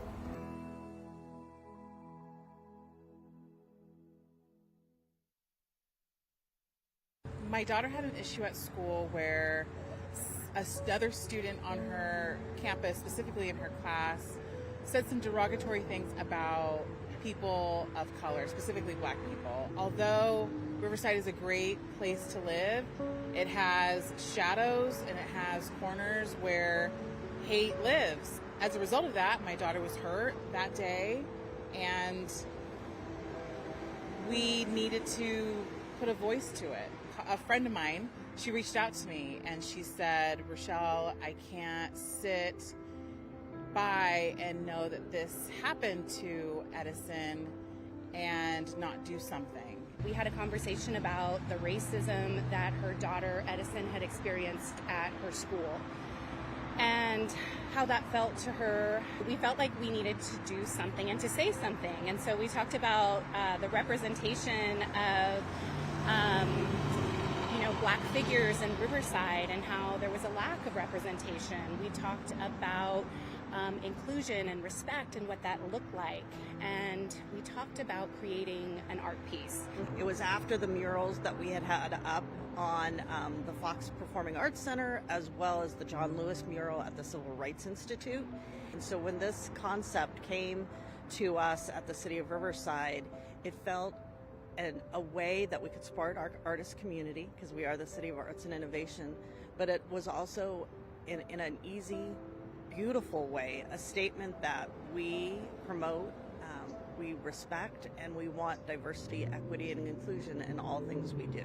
I myself am a mosaic artist, and so I talked to Rochelle about the possibility of us creating an art piece, and she loved that idea.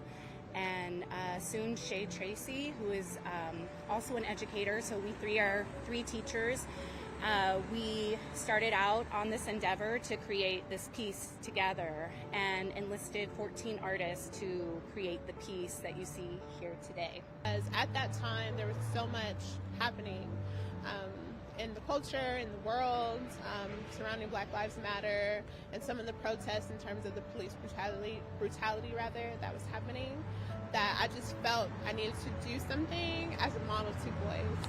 Each individual person, they worked on their own sketch of the artist, and they put the tiles together at their own home studio, and then towards the end, we collected the materials in waves, and then we kind of just put it all together a few weeks before the reveal.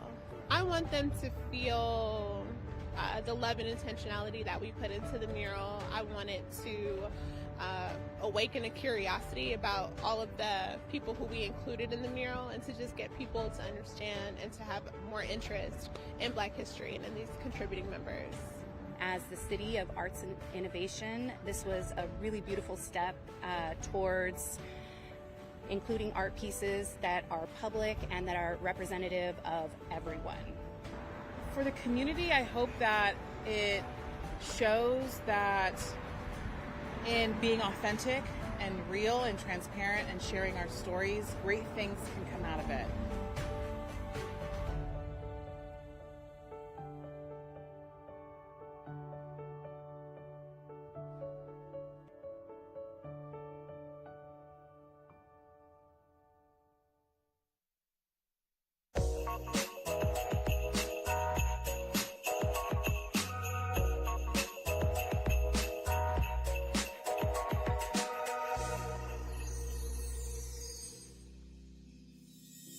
How you doing, everybody? My name's Chef Robert Sevely with Flavor of Riverside. I'm with my gorgeous family, my wife Tara, my little daughter River, and we're here to do hot chocolate peppermint cookies. These big cookies are all the rage right now. This is something that my wife and I developed here recently, and we just think it's absolutely delicious. And so now we want to teach you guys how to make it. So I'm going to add my brown sugar in first, regular sugar in, get my butter in, which is room temperature, and my mixer's going to come down, and with my paddle attachment, I'm going to start mixing.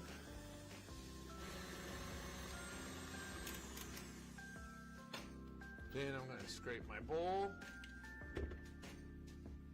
Then I'm going to add my vanilla, my salt, my one egg at a time. Second egg.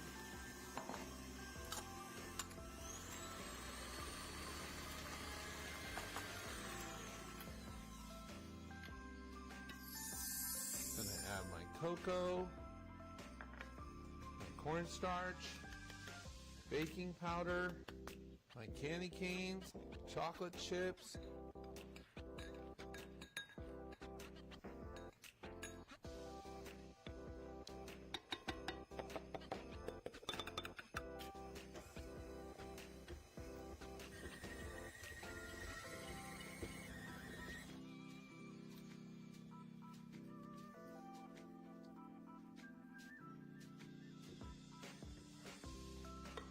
and then from here, we have a couple of different size scoops. And we're going to actually spray the inside of our scoop, and then we're going to bring it together. And these cookie sheets, notice I have 2 of them. And the reason for that is so the cookies don't burn on me.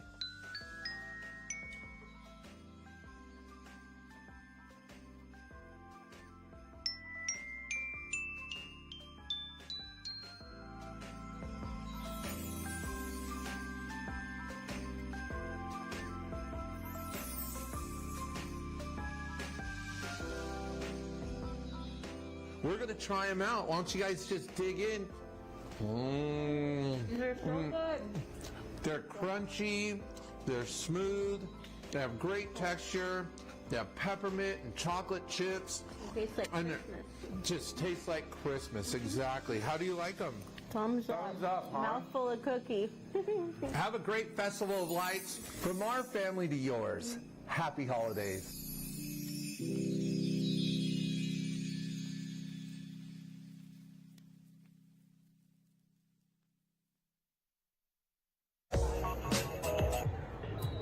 Welcome back, San Bernardino Valley College, 33-17 in favor of RCC. Welcome to those of you, especially those last night who were watching Jeff and Pep on the Festival of Lights. Rashawn Lacey gets the scoring started for RCC, and then going the other way, coming back, Samuel Marquez continues his wizardry as he hits there with Tim Greer, taking the lead on the second Lacey touchdown. Is RCC that missed the first PAT, though. Here goes Ventura taking the lead 14-13 by the virtue of a PAT. That drive helped by a turnover, and then RCC takes the lead again on this Cam Leofa touchdown run. And then they flip to the second quarter, and here's Reggie Retzlaff taking the little flip pass to get into the end zone for RCC. A field goal off the foot of L.J. Harm. The left foot of L.J. Harm makes it 27-17. And then here's the touchdown at the end of the first half for RCC to make it 33-17. They go for two and they don't get it. And that's where we stand right now. In terms of yardage in the first half, Jeff, big advantage for RCC. 416 total yards to just 218 for Ventura. You know, when Steve Mishagian talked with Nick Rice, he talked about the penalties evening out. Well, I mean, yes, 35 yards on 3 penalties for Ventura, but RCC's been flagged 4 times for 25 yards. So it's fairly even in terms of the penalties and yardage. Time of possession, though, very much in favor of RCC. 21 minutes to just 9 for Ventura. And as we look at it, we talked about it, this is the 4th time in the past 5 playoffs, because there was no playoff in 2020, obviously, that these two teams have met. So actually, this should be in favor of Ventura, right? The even-numbered year. They knocked off RCC in 2018. They went to the state final where they lost to Laney College 40-35. But the first meeting in the playoffs between these two teams, Jeff, was back in 1935. Hey, that was 4 years before my dad was even born, for Ken God's sake. Backdorf was still an assistant coach. No, I'm kidding, in 1930. But that's just so wild. 16-13, RCC won that one. And RCC really has had control of this series of late. And we're about to get underway. RCC is going to kick it off to Ventura. Of course, 2019, the Pirates missed the playoffs on a technicality. They were pushed out because of a tiebreaker in the Northern Division, National Northern Division as well. But here they are again, and these teams met last year, and it was RCC that pulled the upset. The Pirates trying to return the favor this year, but right now the Tigers in front. But Lamont James back along with Jesse Valenzuela. Here's Jacob Marroquin. Valenzuela from the goal line. How dynamic has he been? Trying to give his team a lift. He finds the edge. Nice little tiptoe on the edge, slips a tackle, and then finally pushed out of bounds. He got over the 40-yard line. Hey, I know it's a small sample size. We're talking 30 minutes we've seen of that young man. But I'm telling you, this is the best special teams unit we've seen all season long. And it's based just on that young man by himself. Mafileo Tupo makes the tackle for RCC. So a 41-yard kickoff return out to the 42-yard line. And that's where Ventura will start. Big drive coming up.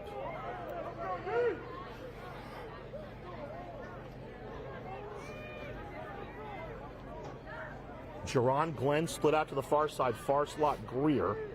Chris Reeves split out to the near side. Here's the give to Brown. He had 96 yards in the first half, including a 57-yard run. He powers into RCC territory. Marcy Taylor brings him down with help from Arturo Orozco, and they'll move the sticks. It'll be a first down, 11-yard pickup on the play. So Brown over 100 yards here on the afternoon. A big-time player stepping up for his team in a playoff game. Brown out of Groveton, Georgia. Tailback's got the dreads flowing behind the helmet. Marquez has some hair coming out of the helmet as well. That was a big trend like late 80s, early 90s. Remember that, Jeff? No, because I had no hair back then either, so I didn't look at those guys. Marquez has time. Flings to the outside, complete to Brown, and Brown taken down in the open field. Now, are you talking like Brian Bosworth? Those guys, they had all the great hair. Who was the other guy that was the Quinn Sullivan? It was Kevin Green, but the first guy I remember was Mark Gastineau. Remember? Gastineau, back in the day. So a modest gain of about 3.5. 2nd and 6 coming up. Playoff action here from the city of San Bernardino. But we're on Riverside TV, 2x2. And it's 2nd down for Ventura. Marquez to Brown, who trips down. Gage Summers will get credit on the tackle. And it looks like one of the linemen went down. Somebody rolled up the back of his leg. You never like to see that. Looks like Devin Pitts, the sophomore center. He's at a Little Rock, Arkansas, Bryant High School. Spent 2020 as a redshirt at Arkansas Pine Bluff. Last year played 3 games at Compton College and found a spot in the middle of the line. He was one of the guys that Coach Mashigian was telling me he'll get an opportunity to potentially play at the D1 level next year. 3 guys on the offensive line there. Left tackle Kyle Standbach. And then their right tackle, Caleb Barajas, is a big-time prospect as well. And James Lucio, who you saw go down earlier. Nice to see Pitts walking off under his own power. And the offensive line is a place where Ventura has a little bit of depth, as does RCC, Jeff. Yeah, you talked about that. We talked about it in the open. They have 3 offensive linemen that are, D1 guys. But RCC, on the other hand, I looked at this past week at the all-conference competitors. RCC was peppered throughout the entire conference of everybody, and all those guys are going to be D1 players. Okay, here we go. Resume play. 3rd down. 3rd and 5 coming up. The umpire comes and resets the football. So 3 receivers to the near side. Tate nearest to us, Reeves in the middle. Split out to the far side is Tim Greer. 3rd down. Marquez looking, throwing. They're going to say complete to the 30-yard line. So a 12-yard pickup and a 1st down. Kevin Tate reels it in, the sophomore from Oxnard. 1st down. And this is what the Pirates said they wanted to do, at halftime. They want to come out here and make some adjustments. So far, they're moving right up this field pretty easily. Ball at the 30-yard line. Here's the give to J.Q. Brown. Brown dancing outside. Sullivan can't bring him down. Finally, Moorer and Salahuddin push him out just ahead of the 1st down, so he got maybe to the 21-yard line. 2nd down and short coming up for Ventura.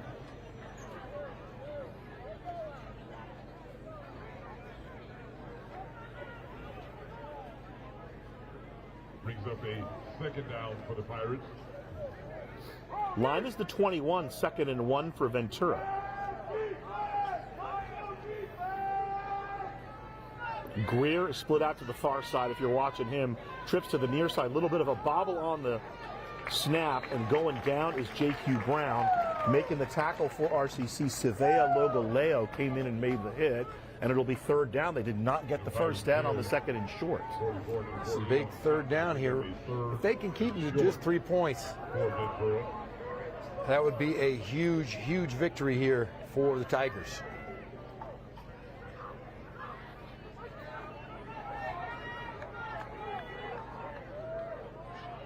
Marquez going behind center. And they blow the play dead. Not sure. I didn't see a flag come in. Oh, there is a flag. False start. So that is a huge play right there. Marquez, I think, was trying to get the Canes when they didn't move. He was going to just go behind the big center to get the 1st down, and the false start pulls it back 5 yards. So instead of being a 3rd and 1, it's now a 3rd and 6. Riverside putting 4 up front, five guys really.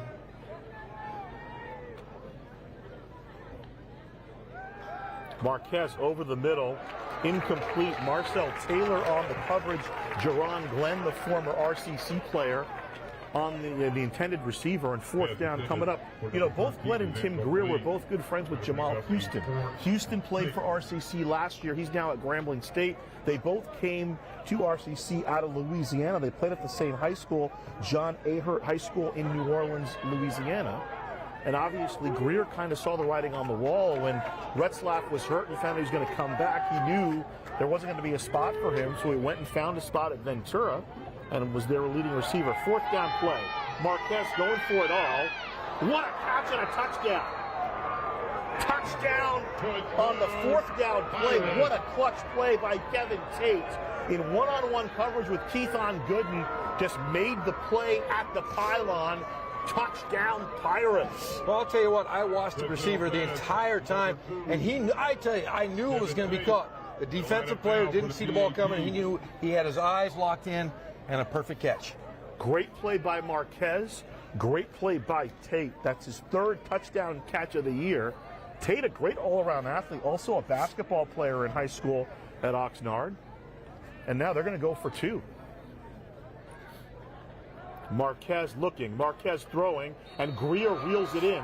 2-point conversion good. On the coverage for RCC was Bryce Tate, but Tim Greer reels in the 2-point conversion. And what great poise there from Marquez. Just standing back, saw the route, hit a perfect strike. Pretty good for a fourth start. The kickoff return, though, by Valenzuela was big. Take a look at the drive here. Marquez slinging it for Ventura. Can you believe this is just his fourth start, Jeff? That's the most shocking thing. And it's just like you said, the poise and he's fearing nothing out there. He's playing with a lot of gumption, as they'd say. JQ Brown has been running hungry all night. Looks like we have an injury, but we'll bring you the highlights here. And there's the 2-point conversion to Greer, the former RCC player. It's an RCC player down in the end zone.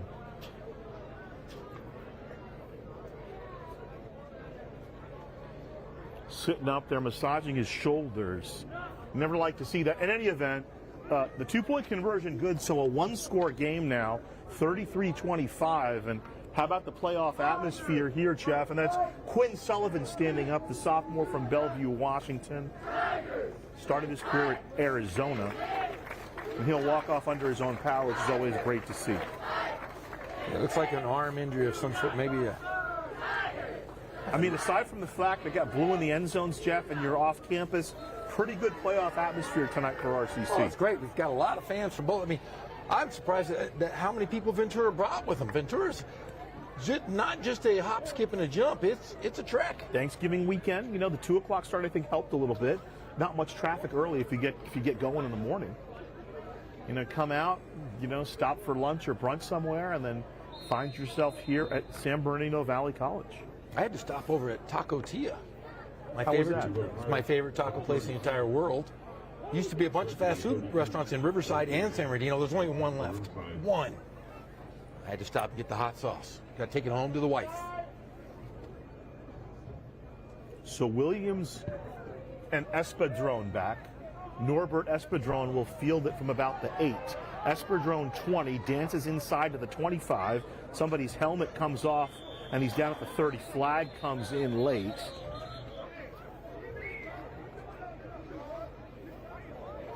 So getting up from the bottom of the pile, making the tackle, Chris Lyons for Ventura. Hogden was down around there as well. Let's see what the flag is. Blocking the back. Return team. 37. First down. So RCC called for a block in the black. They'll back that off 10 yards. So the Tigers will have the ball at the 20-yard line. Steve Meshagian saying, hey, let's mark off even up the penalties. There you go. Now we're all penalty square. On RCC. That's what Riverside City College Tigers will take over. 11:10 to play third quarter. 33-25. Ventura has cut the lead to 8. Strong in the backfield with Retzlaff. Throw to the outside for Espadrone, incomplete. Stepping up on the coverage for Ventura College is Aldridge. Now, this is a big drive, Gasol. I mean, Ventura came out and punched it right in. Now Riverside, with their backs against the wall, momentum, you don't want it to change here in the second half, as Riverside's held it for the most part all game long. 2nd and 10 from the 20. Retzlaff throwing that same little play out to Norian Espadron this time. Incomplete 3rd down. So Retzlaff had come in 21 of 25 in the first half. He's 0 for his first 2 here in the second half. 290 yards in the first half, averaged 377 on the season. And his touchdown total now, just like Bono in the live album Under a Blood Red Sky at Red Rocks. Sing this with me, this is 40. 40 touchdown passes. Retzlaff over the middle. Complete at the 42-yard line. Espadron with the catch. Norbert Espadron reels it in. It's a first down. They'll mark it to the 41-yard line. I mean, this was just threading the needle. Those are right between 3 defenders, and just great catch there by Espadron. Espadron, not that big a guy. Norbert is 5'8", 165. Hard to keep track of. I was just thinking the same thing. We've seen him all season long, but we haven't seen him this close. Here's the give. Strong line left. 3 up to the 44-yard line. Making the tackle on the play, Drew Carter, the sophomore out of Camarillo. Bounce back from Southern Utah, 2nd and 7 coming up for RCC. Yeah, both the Espadron brothers. This is the first time I've seen them this close. Strong into motion, so empty set. 5 receivers in the formation for Retzlaff. He'll sling it out to his check down. Strong into Ventura territory. He'll be bumped out of bounds at the 42-yard line of Ventura. So a 14-yard pickup and a first down for RCC. Retzlaff now 23 of 29 for 325 yards, and the offense clicked it again for RCC, Jeff. Brought in the tight end here. Little bobble from Strong, but doesn't do too much for him as he traverses inside the 35 to about the 38-yard line. Check that, it's up to about the 33-yard line, so 9 yards on the play. Dejon Hall makes the stop, or Dejon Howe, it's 1L, not 2. Howe, the sophomore from Henderson, Nevada, Green Valley High. So from the 33. Trips to the far side. Here's the give. Taking the ball is Donovan Harvey, the freshman from Elsinore, spins down to the 27, 6 yards on first down. And RCC, that offensive line is just firing off, Jeffrey. Oh, they've been great all game long. I mean, they have really held the protected Retzlaff and really given those running backs a lot of space. Scott Rennie, Riley at center, Alberto and LaFrance are the front 5 right now, and I'll throw Wyatt McClure in there as well. Double tight end set, Mejia stacked with McClure on the right side. 2 receivers to the top of the screen. Running to the right is Harvey. Nice play by Howe. Will spin him down. He's still on his feet, though. He'll reverse field and tackle, and the ball comes loose. They'll say he was down, though. The ball down at the 32-yard line. Jumping on it was Twaimi, but they'll say he was down. Ball taken by number 28, Donovan Harvey. Lost on the play. So lost back to the 32. 2nd and 13. Correction, 2nd and. So they'll need the first down to the 18. So 2nd and 14 on the play.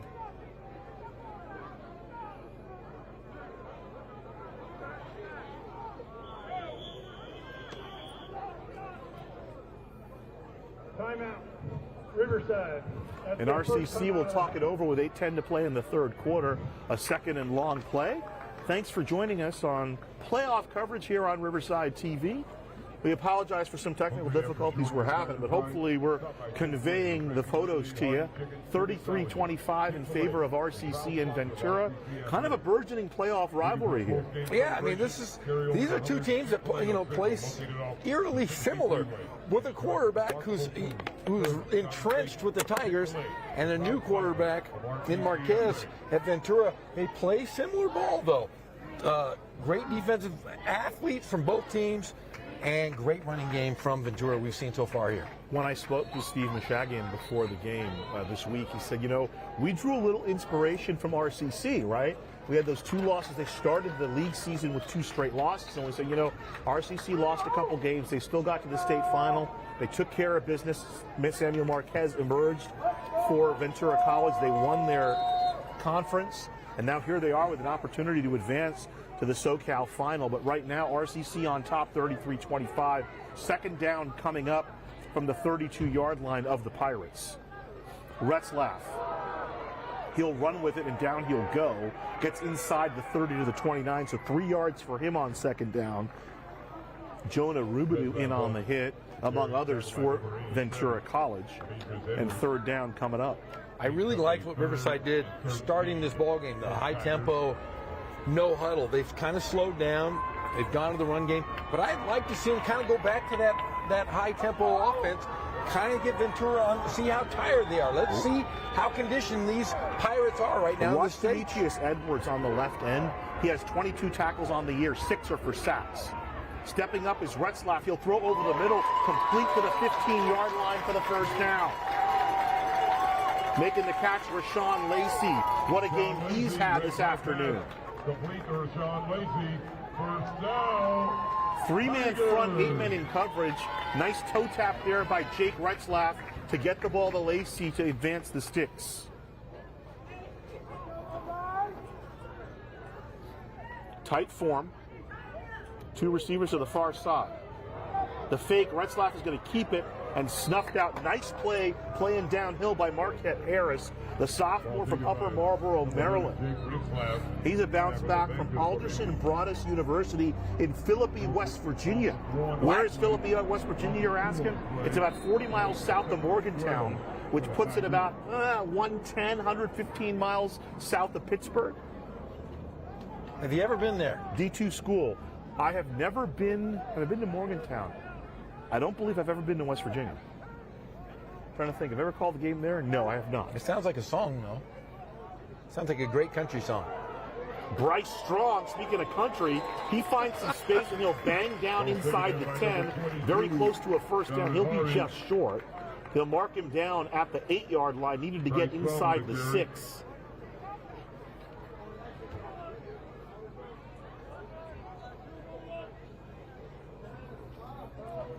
So third down coming up, first down to the 6, call it 3rd and 3.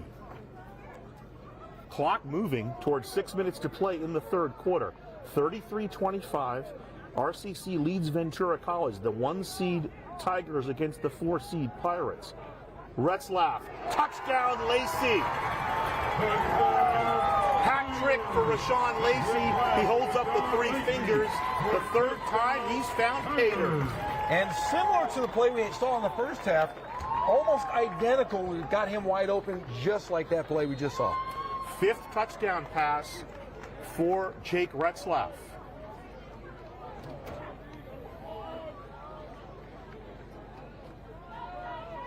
The PAT for Matakin, and he'll put it through when it's back to a 2-score game.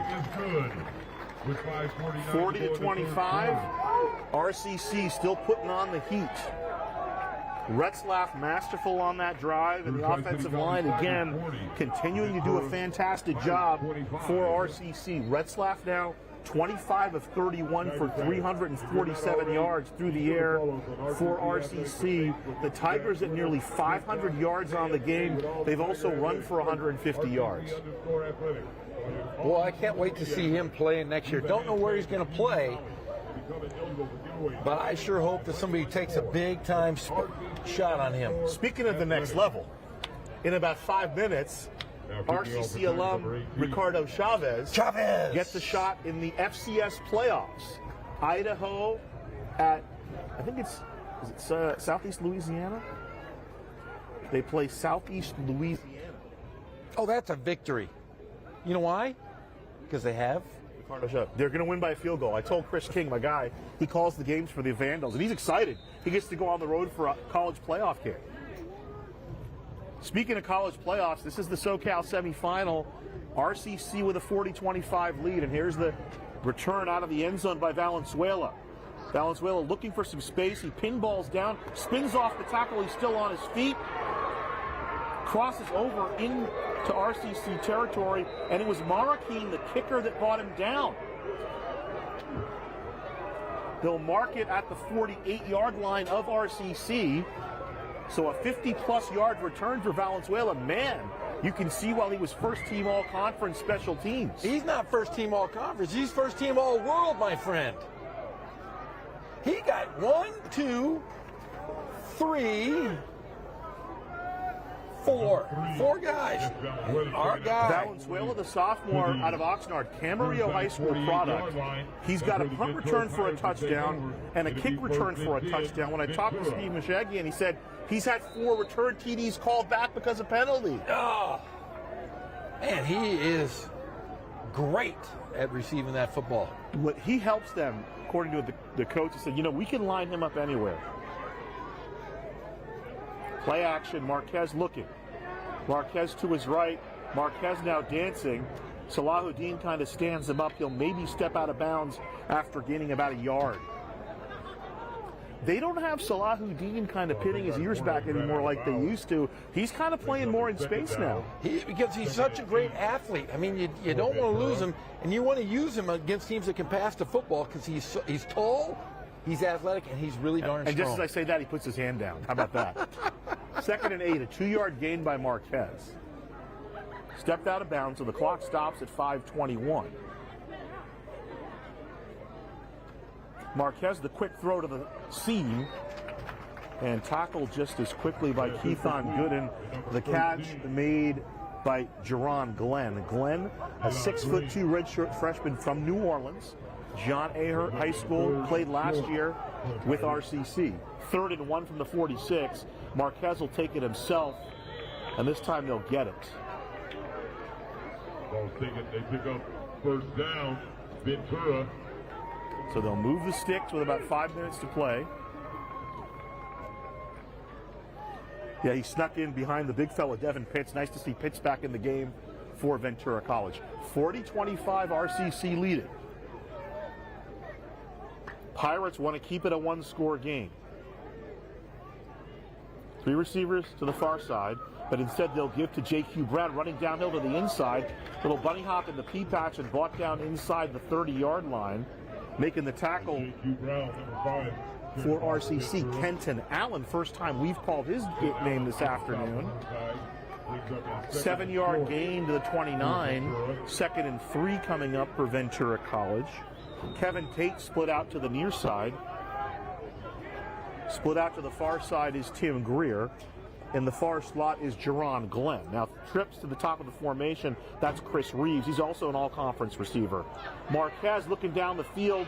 Tate hand-fighting with Marseille Taylor, incomplete. 3rd down coming up. A pretty darn good pass there by Marquez, and Tate nearly grabbed another one. By the way, Jeff, I haven't said it already. Great job by you, Pep, and the whole crew. Get another look at the play on last night's Festival of Lights ceremony. It was pretty fun. It was pretty awesome. I'll tell you what, it was great. We had pyrotechnics all over the place. Mission Inn had a little issue, but we had a great time, and there was 50,000 plus of our closest friends.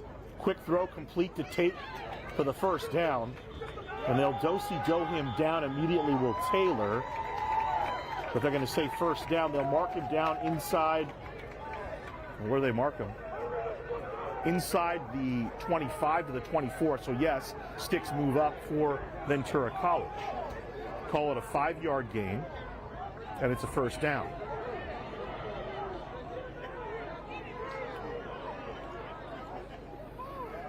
You mentioned a lot of jawing going on. There's a lot of talking. I love it. Playoff football.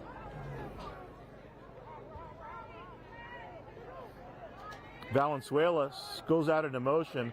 The comeback route to Tate makes the catch, and he lost the football, but they're going to say he was down. That's a good call. So completion to the 19-yard line, another 5-yard gain to Kevin Tate. Second down coming up.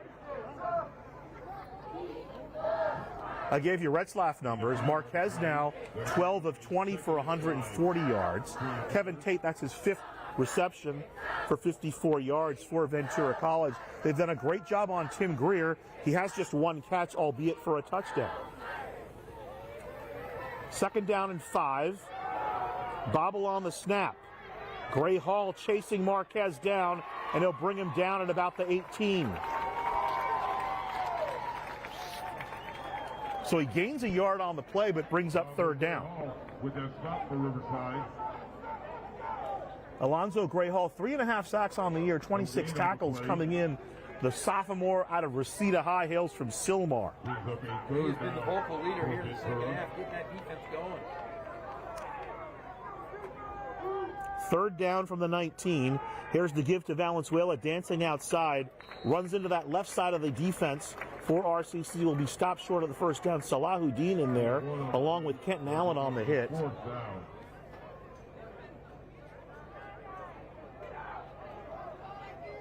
So fourth down coming up. Ball at the 19-yard line of RCC.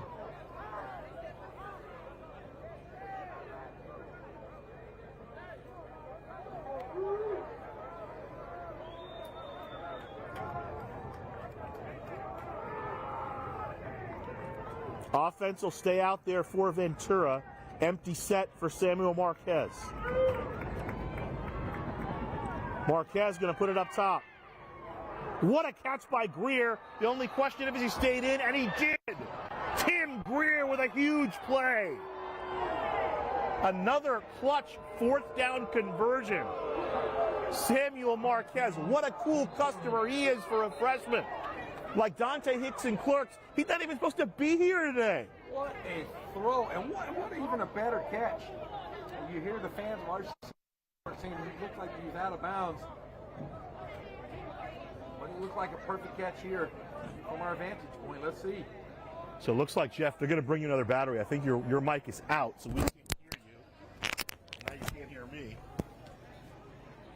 At the end of play, personal foul, defense, number 12, 15-yard penalty. So they're going to assess a penalty on the kickoff against DeMarco Moore after the play, the touchdown to Greer.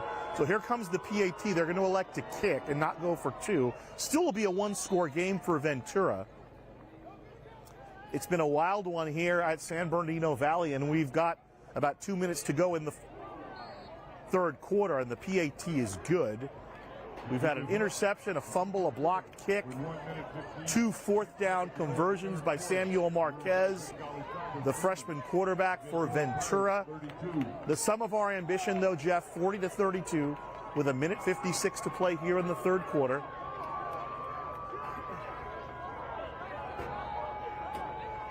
Here, why don't we share the mic?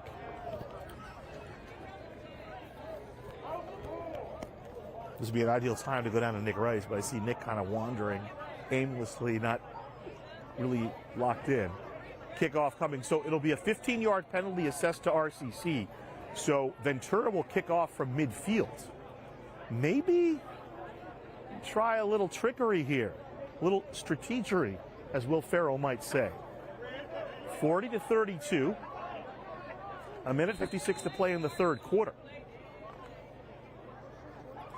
Ventura has been out there a long time, though, on defense. We talked about the time of possession. It's still 26-16 in favor of RCC. So Harms on to kick it off, the left footer. And he'll kick it deep. And they'll just settle for the touchback here with 1:56 to play in the third quarter. I guess the way Reggie Retzlaff and Jake Retzlaff are moving up and down the field, you don't want to give RCC the short field to play, especially in a playoff game. So SoCal semifinal still hangs in the balance. 1st and 10 from the 25 for RCC here in the third quarter. Tigers. They lead the Pirates, the champions of the National Northern, by virtue of a tiebreaker, 40-32.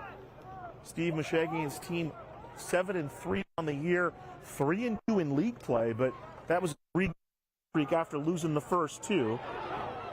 And here's Donovan Harvey running up to the 38-yard line. Taken by Donovan Harvey.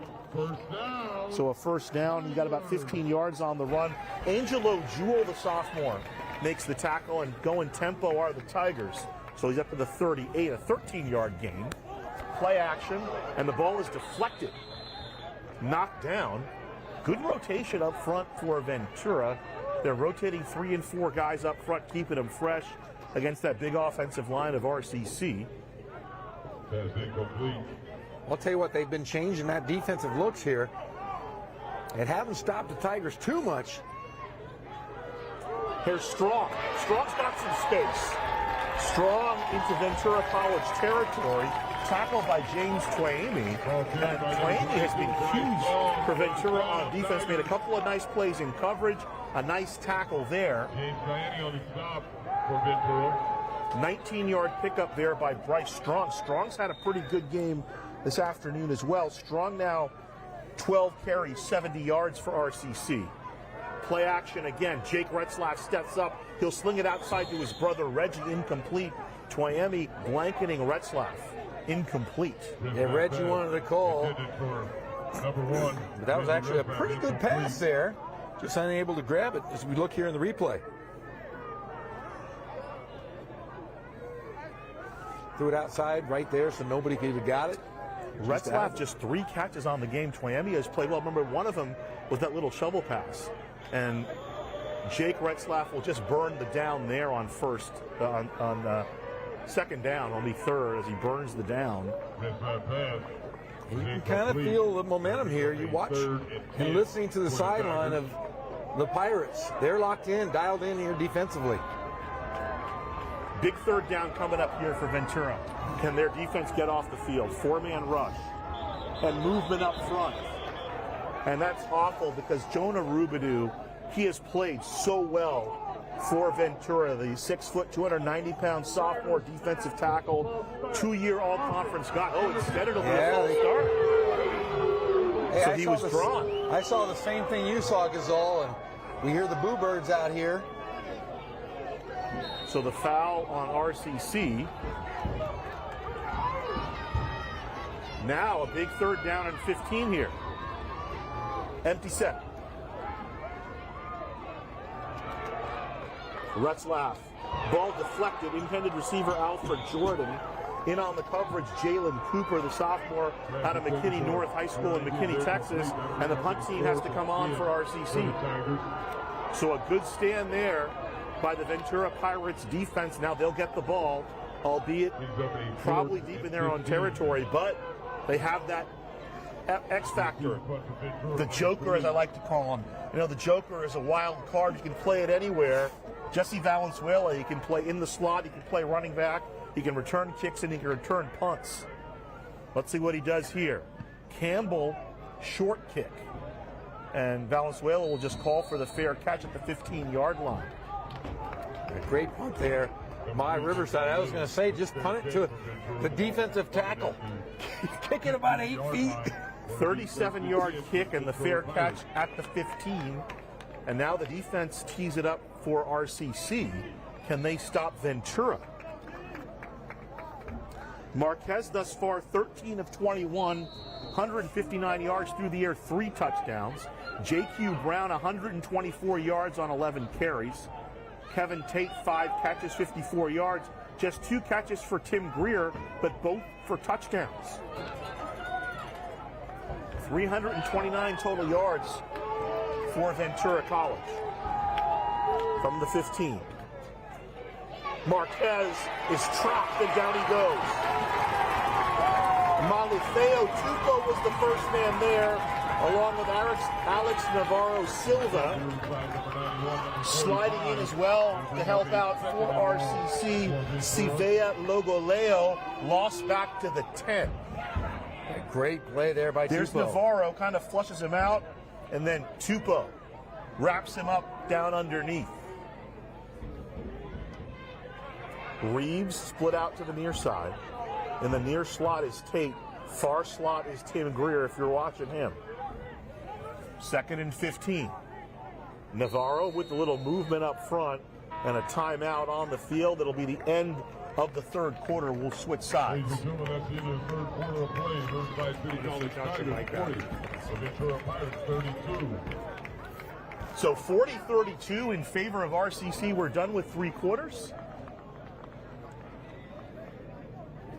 SoCal semifinal. The winner of this gets the winner of Mount Sac and Fullerton College. Going to be played later today down in Fullerton. Oh, tell you what, these 4 teams that are in this semifinals, it's just been phenomenal. I mean, they're great teams. We saw Mount Sac.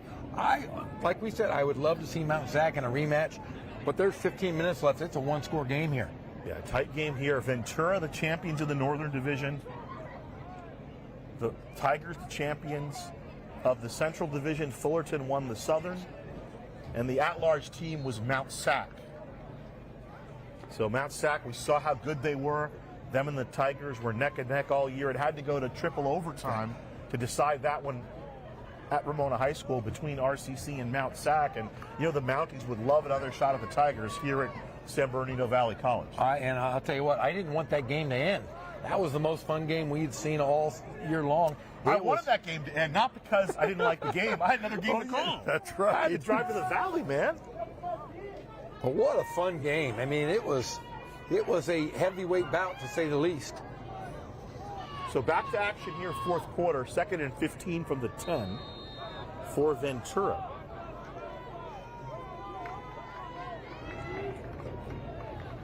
Three-man rush. Marquez to throw. Over the middle. Complete to Tate at the 20. Up to the 25. Down to the 28-yard line. He'll have the first down. Pass is complete to number 2. Kevin Tate. Good call out of the end of the quarter. Ventura. First down to the 28-yard line. 18-yard connection. And Tate, his 6th catch on the afternoon. He's been the big one. The Tigers doing a nice job on Greer, except when he gets into the end zone. But between the 20s, it's been Kevin Tate. Here's the give to Valenzuela. Runs right into the oncoming arms of Alex Silva Navarro. Logoleo also there. So with Marquez, a freshman, Gazal, as well as he's played so far this season, does this mean, do you think he gets the job next year? It'd be tough, right? I mean, if he can navigate a playoff win, how do you bench him? 3-yard pickup for Valenzuela, 2nd and 7. Line is the 31.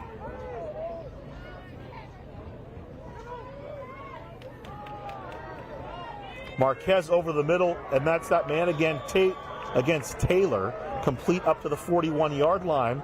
Some words afterwards, 10-yard pickup and a first down. Hey, former teammates, they just wanted to say hello to each other.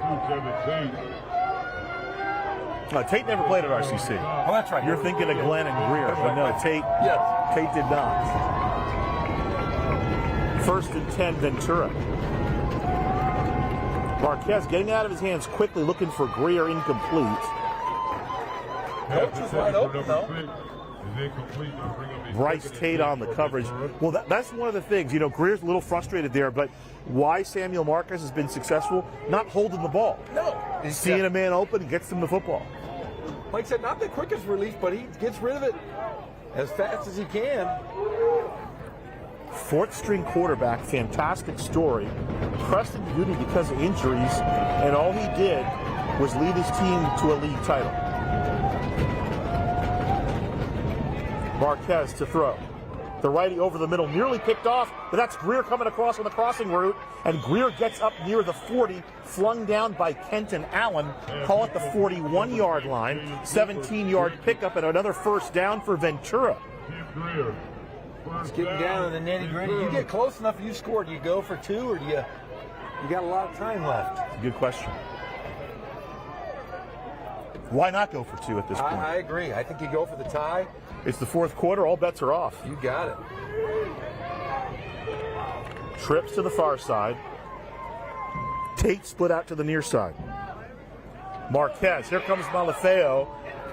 into coverage. That's Greer. Did he get it? Another great catch. They'll say he caught it. They caught the ball at the 36-yard line. So 5 yards on the play to Greer. And he's starting to heat up. But you know, Marquette, you look at him, and you say he's not super athletic, but he gets the ball the right time at the right space. He's got great timing. 2nd and 5, 36 of RCC. They'll give it to J.Q. Brown. Brown left side. Salahuddin says hello, but not after he picked up close to a first down. And there's this. We've talked about this many years, Gazal. Big games, close games, you can't let your emotions take care of you. You have to play smart football, and this has been a benchmark for Tom Craft's teams. You got to play smart football. The best explanation I ever had, it was a coach who said it. Play with emotion, don't play emotionally. I agree, 100%. And I think this is going to go against RCC. This is going to be a 15-yarder. At the end of the play, personal foul, unnecessary roughness, defense, number 8. After this, first down. So that's what Coach Mishagian was talking about. So look at the replay.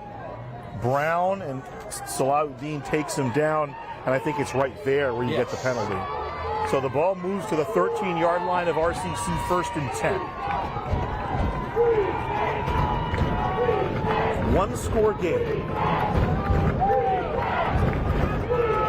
Thrown to the outside. Tate, the intended receiver, on the coverage for RCC. Miles Martin, the sophomore, out of Vista Murrieta. 2nd and 10 coming up. Kevin Tate on the coverage for Riverside. That'll bring up a 2nd down. So Tate covering Tate. No relation. Related to Larry Tate? One from Oxnard and one from Vista Murrieta. My favorite's Larry Tate from Bewitched. There you go. 2nd and 10. Brown surging down to the 5. He lost the football. Lost the football. The football is loose. Who recovered it? If RCC recovers it, it's a touchback. That would be the 2nd turnover in the end zone for Ventura. Ventura wants to say that the play was down, but they're going to give it to RCC. But the refs are conferring. The officials are going to say touchback. So ball recovered in the end zone by RCC, and what a shame, because J.Q. Brown has had a whale of a game. He loses the ball there, clearly a fumble. And bobbled, diving was Macaluso, but it was recovered by RCC and the touchback. Let's throw it down now. Peyton Williams, the AD of RCC, standing by with Nick Rice. All right, guys, Peyton Williams with me. What a crazy sequence that was. Oh, absolutely. Just another day in the life of community college football here at RCC.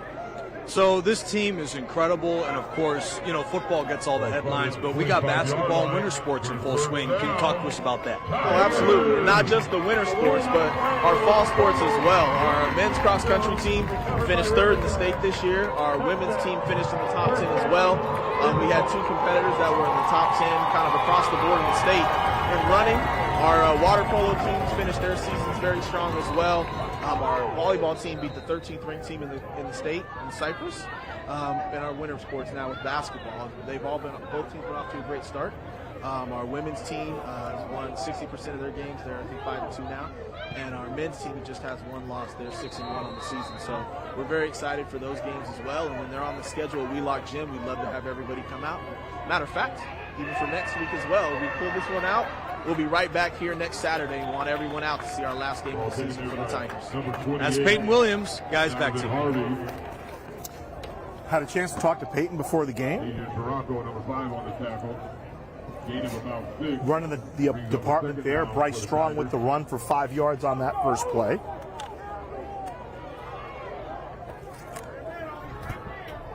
Here's the throw complete to Espadrone. 1 tackle to break, and he can't up to the 43. 18-yard pickup and a first down. Ball complete to Norian Espadrone.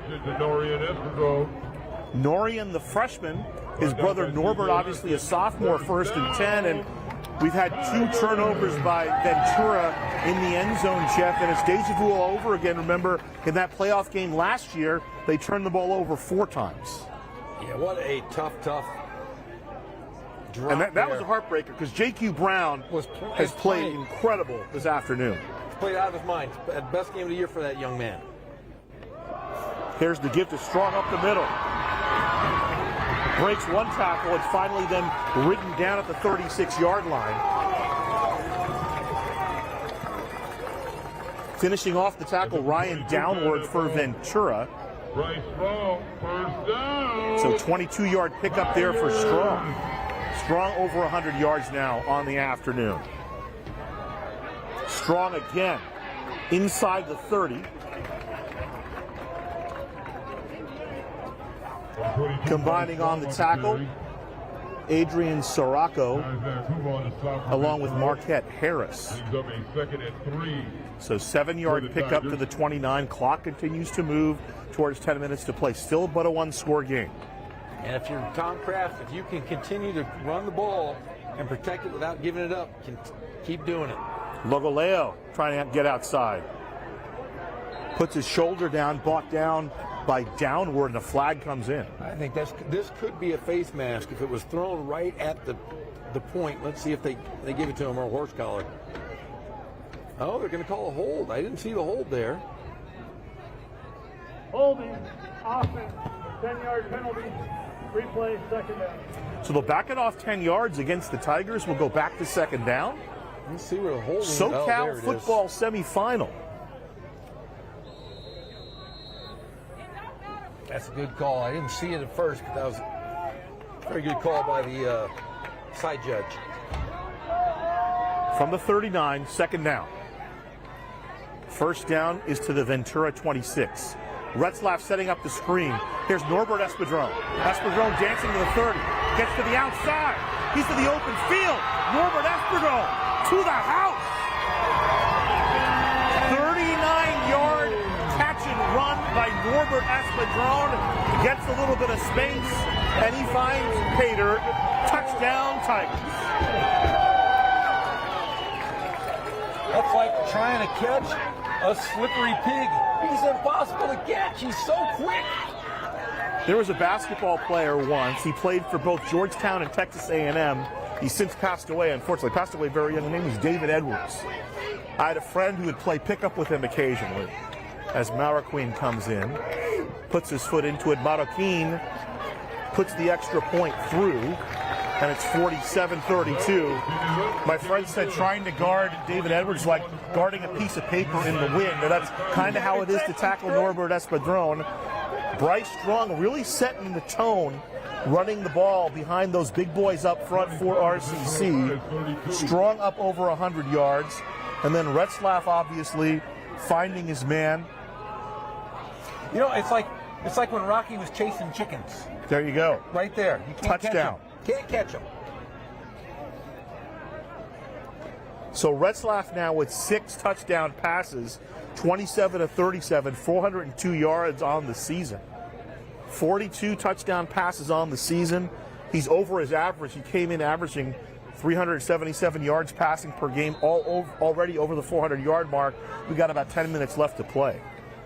Let me tell you a story. When I was a little kid, I went to Catholic school, and we had a big a festival, like a barnyard festival, and they had little pigs, and you could pay $3 if you could catch them. You would get like a stuffed animal. I think I broke my parents that day because I couldn't catch a darn pig for anything. Past James, picked up by Valenzuela. Valenzuela to the 20, 25, getting outside. Valenzuela trying to turn the corner. And he's finally bumped out of bounds, making the tackle for RCC. And that was Marroquin again. I believe that was the kicker. Yeah, that's Jacob Marroquin. Did you hear the smackdown on that? That was the loudest hit I've heard all year long. And it came from our kicker.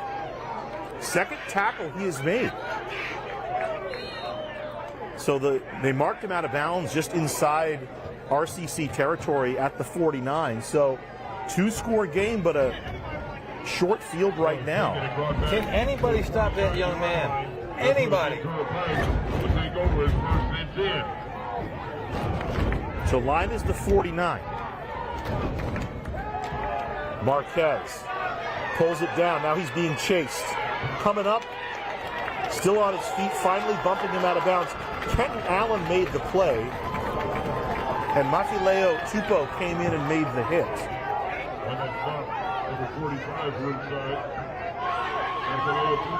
And we know Mafileo from John W. North High, where he played for Opi Vaipulu. Alongside his brother Sione, Johnny Tupo. I don't know if they're brothers or cousins. They're cousins, I think. 1 yard loss. Second down from midfield. Marquez. Over the middle, nearly picked. Tupo there, cutting in front of Chris Reeves. Bring up a 3rd and 11.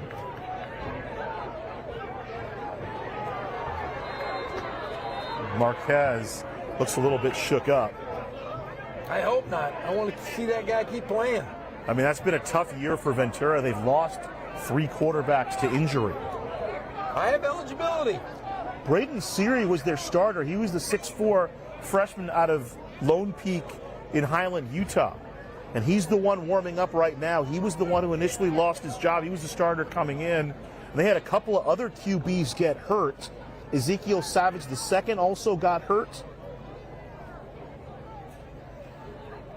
In the great words of Uncle Rico, I could throw the football over that mountain right there. Nathaniel Frederick out of Agoura got hurt as well. They lost 3 quarterbacks, Jeff. That's crazy. And Samuel Marquez stepped up and did great things for Ventura College, finished off the league schedule with 3 wins, got him into the playoffs, and was playing pretty effectively today. He's still playing pretty effectively today. Marquez, in his first playoff outing, 17 of 28, 210 yards, 3 touchdowns, gets a nice hand from this crowd here at San Bernardino Valley College. Shot of Tom Kraft. Kraft, longtime head coach here at RCC. He was a snappy dresser. Coach down at Palomar, was also at one time both the head coach and offensive coordinator at San Diego State. And so Braden Seary in. Seary, can you get me a first down? Says Steve Mishagian. 3rd and 11 from midfield. Seary back to throw. Going for it all. Oh, and Greer hauls it in. Oh, my. Greer down inside the 10. A 40-yard strike on 3rd down. Greer wearing number 6, which is what Santana Moss wore at Miami, and he always said, big-time players make big-time plays in big-time games. But what a throw. He got drilled. They threw the kitchen sink at him and heaved it out there. Perfect strike. So 1st and goal from the 10, near the far slot, that's Greer. Seary in the end zone, incomplete. Macaluso, the intended receiver, slipped. A flag comes in, and Morris said, we didn't make contact. It wasn't that. He talked to the referee right afterwards. That's exactly what happened. Defense. Follow these plays at the 3-yard line. First down. Oh, wow.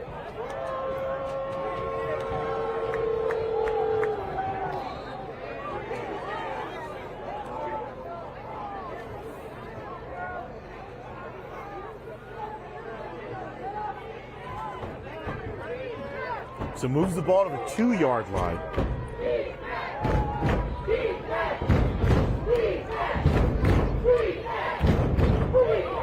There's the give to Valenzuela, and down he goes. Moore was the first guy there. And then Gray Hall comes in to clean up.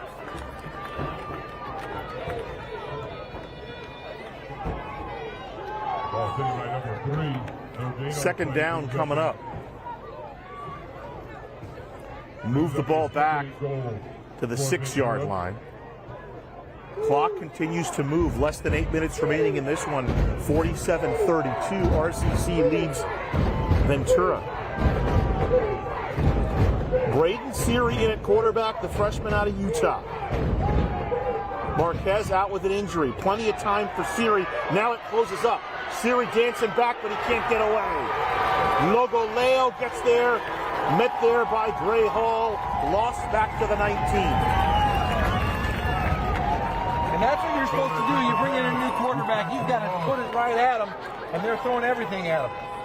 Lost at 12 on the play. Lost back to the 19, another third down. But you know what? The Pirates got the Tigers right where they want them. How many touchdowns have they scored on fourth down? I think 2? Yes. Now Marquez isn't in the game, so maybe Seary doesn't have his magic. 250 yards through the air for Ventura. Third down. Here comes pressure. Here's the throw, Greer. Did he come down with it? He did. Bryce Tate comes down with the turnover.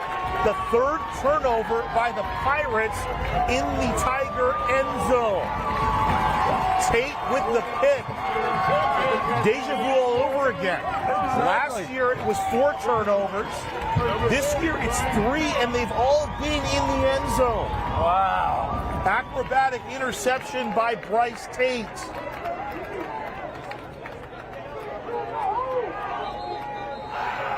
So Tiger ball from the 20.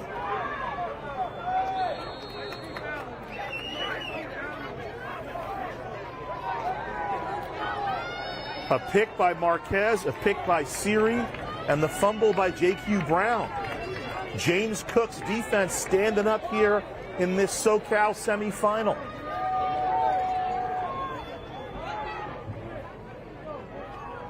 Strong on the ground. Wesley pulls him down up to the 21-yard line. But the key here for the Tigers is to keep that clock moving with a 2-score game. Get a couple first downs, eat the clock, put this game out.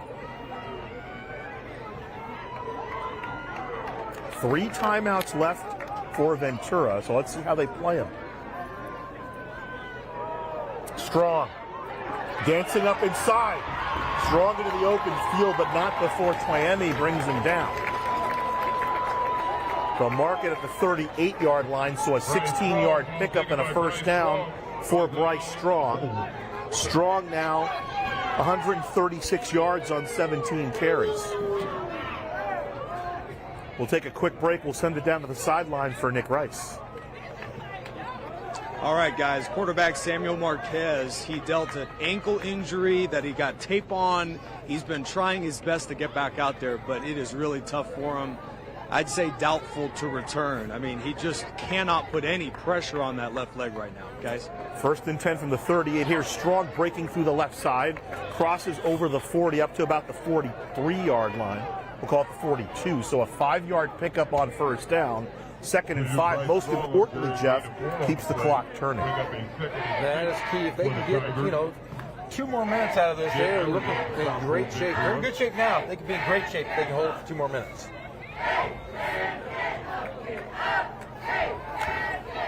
I guess the threshold for where you start calling timeouts, well, you got to stop them first. I mean, that's you can't worry about timeouts until you stop them. I guess it's for Ventura. So Retzlaff to the far side. That's Reggie, meaning Reggie. Here's the give up the middle, Logoleo. Ball on the turf. Ventura's got it. Flag on the play, though. So Cam Leofa loses the football. Flag came in on the play. Let's sort this all out. Holding, offense number 88. That penalty is declined. In a fumble and recovery by Ventura. First down. Wow. So a big play by the defense for the Pirates. A little bit of a reprieve. Still decent field position, but now more of a sense of urgency with under 5 minutes to go. Recovery made on the play for Ventura by Tyrus Maliatufa.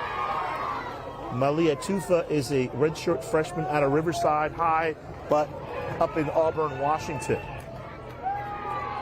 Seary back to throw. Drops it off to Valenzuela. Breaks 1 tackle, but not the second. Malifeo Tupou with the tackle. About a 3-yard pickup on the play, second down.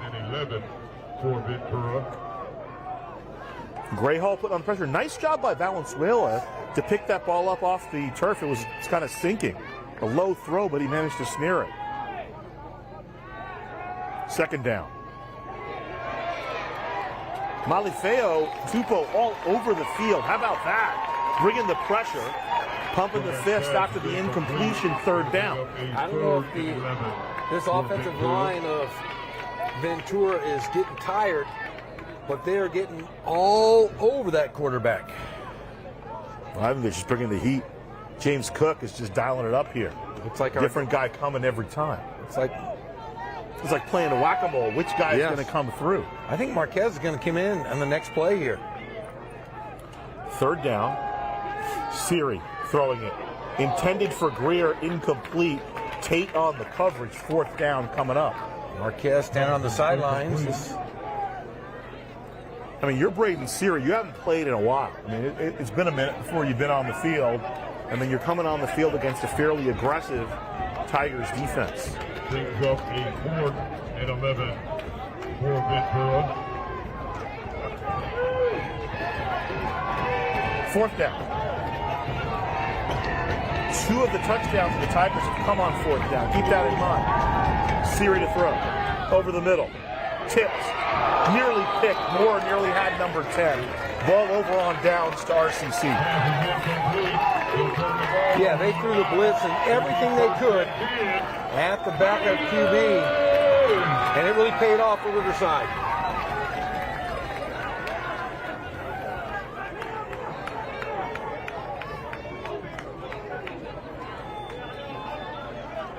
And Malifeo Tupou, Jeff, really making himself a factor for RCC, the freshman out of John W. North.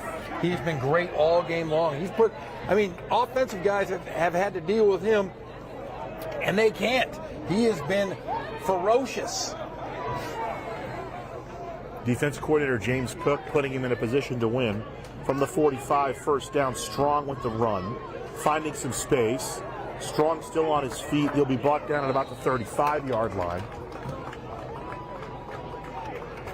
Tyrus Malaya Tufa, the freshman, making the tackle.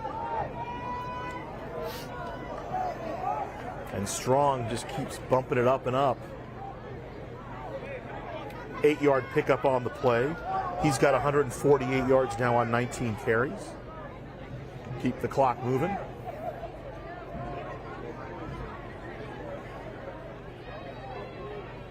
Second and 2 coming up for RCC. And they're just going to work their offense right now, Jeff. They're content to allow the clock to wind down. And here's the fumble, and Retzlaff will just dive on it back at the 46-yard line. So a 9-yard loss on the play. Third and 11 coming up. Brings up a third down. Ball spotted right at the 45-yard line of Ventura. Do you go for it? Do you go for a pass? Or you run it? I'll tell you what. I think you run the football. I think exactly. You make him call timeout. You run the football. Exactly. But I don't know. Tom Kraft's won a lot more games than I have, Jeff. He's got a lot of receivers out there right now. Let's see what he does. They got McClure in the near slot. Watch the tight end. Instead, he'll hand the ball off. This is Ugorji running to the outside. He'll cross over the 40. And there's that timeout we were just talking about. Drew Carter makes the tackle, and Ventura will stop the clock with 2:25 to play here in the fourth quarter. The ball was down to the 40-yard line. Carter made the tackle, got the worst of it, and now decision time for RCC. They'll bring the punt team out, although they haven't as of yet.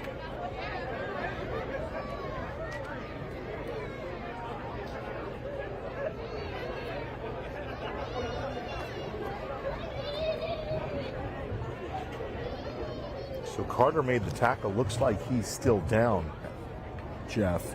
47-32, Riverside over Ventura right now. I mean, the Pirates have been up for the fight, but I mean, you can all comes down to 3 turnovers in the end zone, 2 interceptions and a fumble. And that has been the game, because they were even with Riverside for most of the game. Special teams are phenomenal, and I'll tell you, Samuel Marquez was amazing. 17-28, 210 yards, 3 touchdowns. Not the spectacular numbers, but when you consider it's his 4th college start and a playoff game, what else do you want from a freshman? And here's Campbell. Now, Campbell's really not been consistent. You know, Tom Crouch said, hey, we like his leg. We'd like him to improve his consistency. This is a good kick into the corner. It'll bounce out of bounds inside the 10. The line judge will say it went out of bounds. Well, we're going to walk up to the 11-yard line. And that's where it went out of bounds. So a 29-yard kick, no return, but flag on the play. Let's sort out the flag.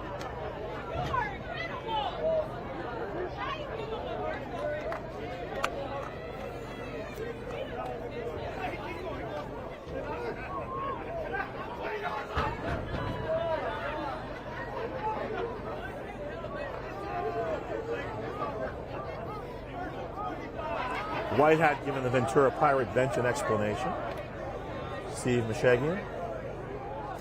Illegal formation on the offense. That penalty assessed at the end of the kick. 5 yards. First down, Ventura. Let's go. Let's go. So they'll move it up 5 yards, or they'll move it back 5 yards.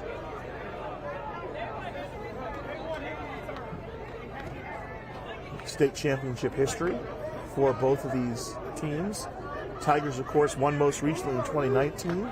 Both of those being national champions as well. 2018, Ventura got to the state final and lost to John Beam and Laney. Laney College in the Northern California part of the playoff. They, of course, were chronicled in Season 5 with Last Chance U. That's right.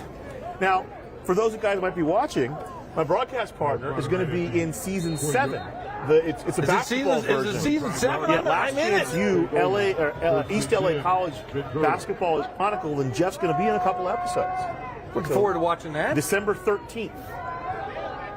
Marquez back in, complete to Reeves. Chris Reeves takes it up to the 35-yard line. Sticks will move up. They'll stop the clock. Well, they should be stopping the clock while they move the pin. They say they're not stopping the clock. The clock's supposed to stop until they reset the chains, and it did not. That 6 seconds ran off right there. Marquez looking over the middle of the field. Incomplete. Intended for Jerron Glenn. Glenn, the redshirt freshman from New Orleans, spent last year as a redshirt at RCC. So the clock stops at 1:53. It's 2nd and 10. Marquez, see that left ankle heavily taped. What a gutsy performance by the young man, though, to want to come back in this game.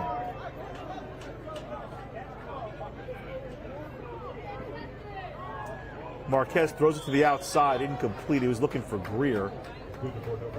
Instead, I'm sorry, he was looking for Tate. Tate was covered by Miles Martin. A couple of days ago, it was the anniversary of the great Doug Flutie play against Miami. What was it called? Just the Hail Mary? Was it a Hail Mary? Miracle of Massachusetts or whatever, the BC. Yeah, I remember I told you this. I drove by Boston College, and I thought of him. Yeah. Who else would you think of? 3rd and 10. Yeah, exactly. Tom Coughlin, maybe. The completion in the middle of the field, and he gets away after he did it.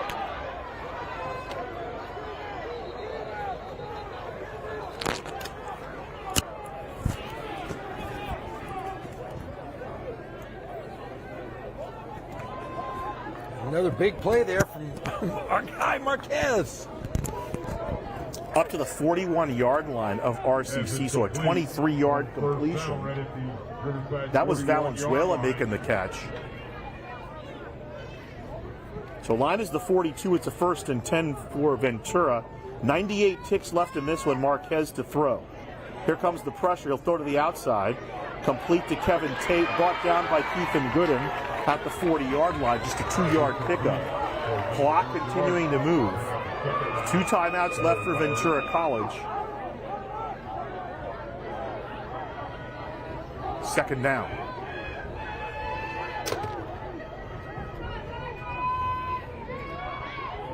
Marquez dancing. Over the middle, nearly picked off. Kenton Allen made a move on the ball intended for Valenzuela. Clock stops on 3rd down.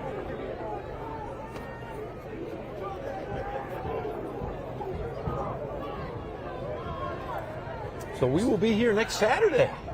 Well, still got about 1:05 left. If this holds, yes, against the winner of Fullerton and Mount Sac. I believe it will be an afternoon start as well. So no evening game.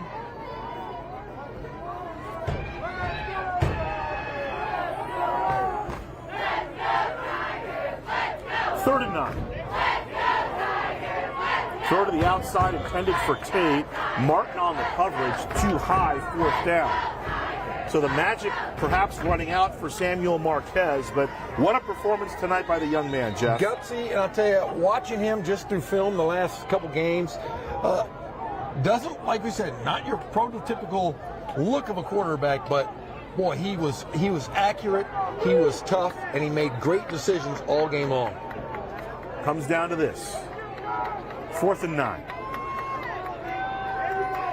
Can they live a little bit longer? And down he goes. Mafileo Tupou. Ball over on downs to RCC. What a factor he has been tonight. J.W. Northcroft has been all over the field defensively for the Tigers. He's been 52 great. seconds left, and it'll be victory formation time for RC. I guess not, because they can still call timeout, but I don't know that they will. If they didn't call timeout during the drive, I don't see why they call timeout on the kneel down.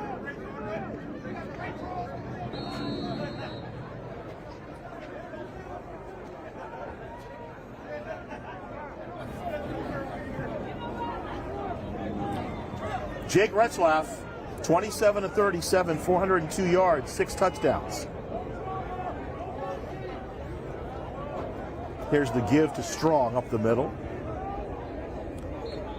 Strong will get about 3. Strong over 150 yards on the afternoon. The running game robust for RCC, and Ventura will call timeout. 657 total yards for RCC, 255 on the ground. Wow. That is a huge, huge game from your backs. Well, one more game at least for RCC here, Jeff. And we will have it. Who will it be? Tom Kraft will go to 123-18. They're the number 1 seed. I believe they took the number 1 ranking in the state in week 7. Or week 4. So they've been 7 weeks at number 1. And number 2 in the nation, they say? JC Gridiron, Brad Hoysitz, Dirty 30. They were number 2 at last look. Remember, they didn't play last week, so there could have been some shifting, but they didn't lose, so they're not they're going to drop. What a program Tom Kraft has built at RCC. Here comes the all-out blitz. They'll give the ball to Strong. He'll dance up close to a 1st down into Ventura College territory. And what a game for Strong. And before the season, when I talked with Tom Kraft, he said, we have a couple of running backs. I don't know which one is going to emerge, but I really like Bryce Strong, another local kid, Ontario product out of Colony High School. You've been watching UCLA. Michael Ezekiel's had a great year. Had a great year for them. Another Colony guy. So Colony football standing up here in 2022, and everybody goes to shake hands, and it's 47-32. And the Tigers of RCC will advance to the SoCal final next week against the winner of Fullerton and Mount Sac. They'll play at 6 o'clock today. Congratulations to Ventura College.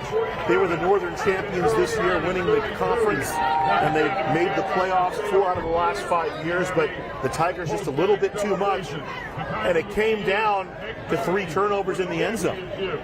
Yeah, and I'll tell you what, both these teams played well. You look at Ventura, 3 losses on the year, and they played so tight against a very, very potent offense in Riverside. Well, Samuel Marquez and Tim Greer definitely stood up for Ventura College, but Roshawn Lacey caught 3 touchdowns from Jake Retzlaff. Retzlaff threw for 6, and it was those 3 turnovers that really turned the game for RCC. Interception by DeMarco Moore, interception by Bryce Trait, and the fumble by J.Q. Brown, all deep in RCC territory, really turned this game. And it was a close game. I mean, 47-32 is close. When you factor in the turnovers, it was big. The one turnover by RCC in the first half was converted into a touchdown by Ventura as well. So a tough, well-played playoff game here at San Bernardino Valley College, but the offense for RCC, man, they are relentless, Jeff. I tell you, they started from the get-go, and it was a quick, frenetic pace. They ran, they got in great rhythm, and that's kind of where I think that it really set the tempo. Retzlaff was phenomenal, but that ground game, pounding and pounding and pounding, really got the victory, I think, tonight.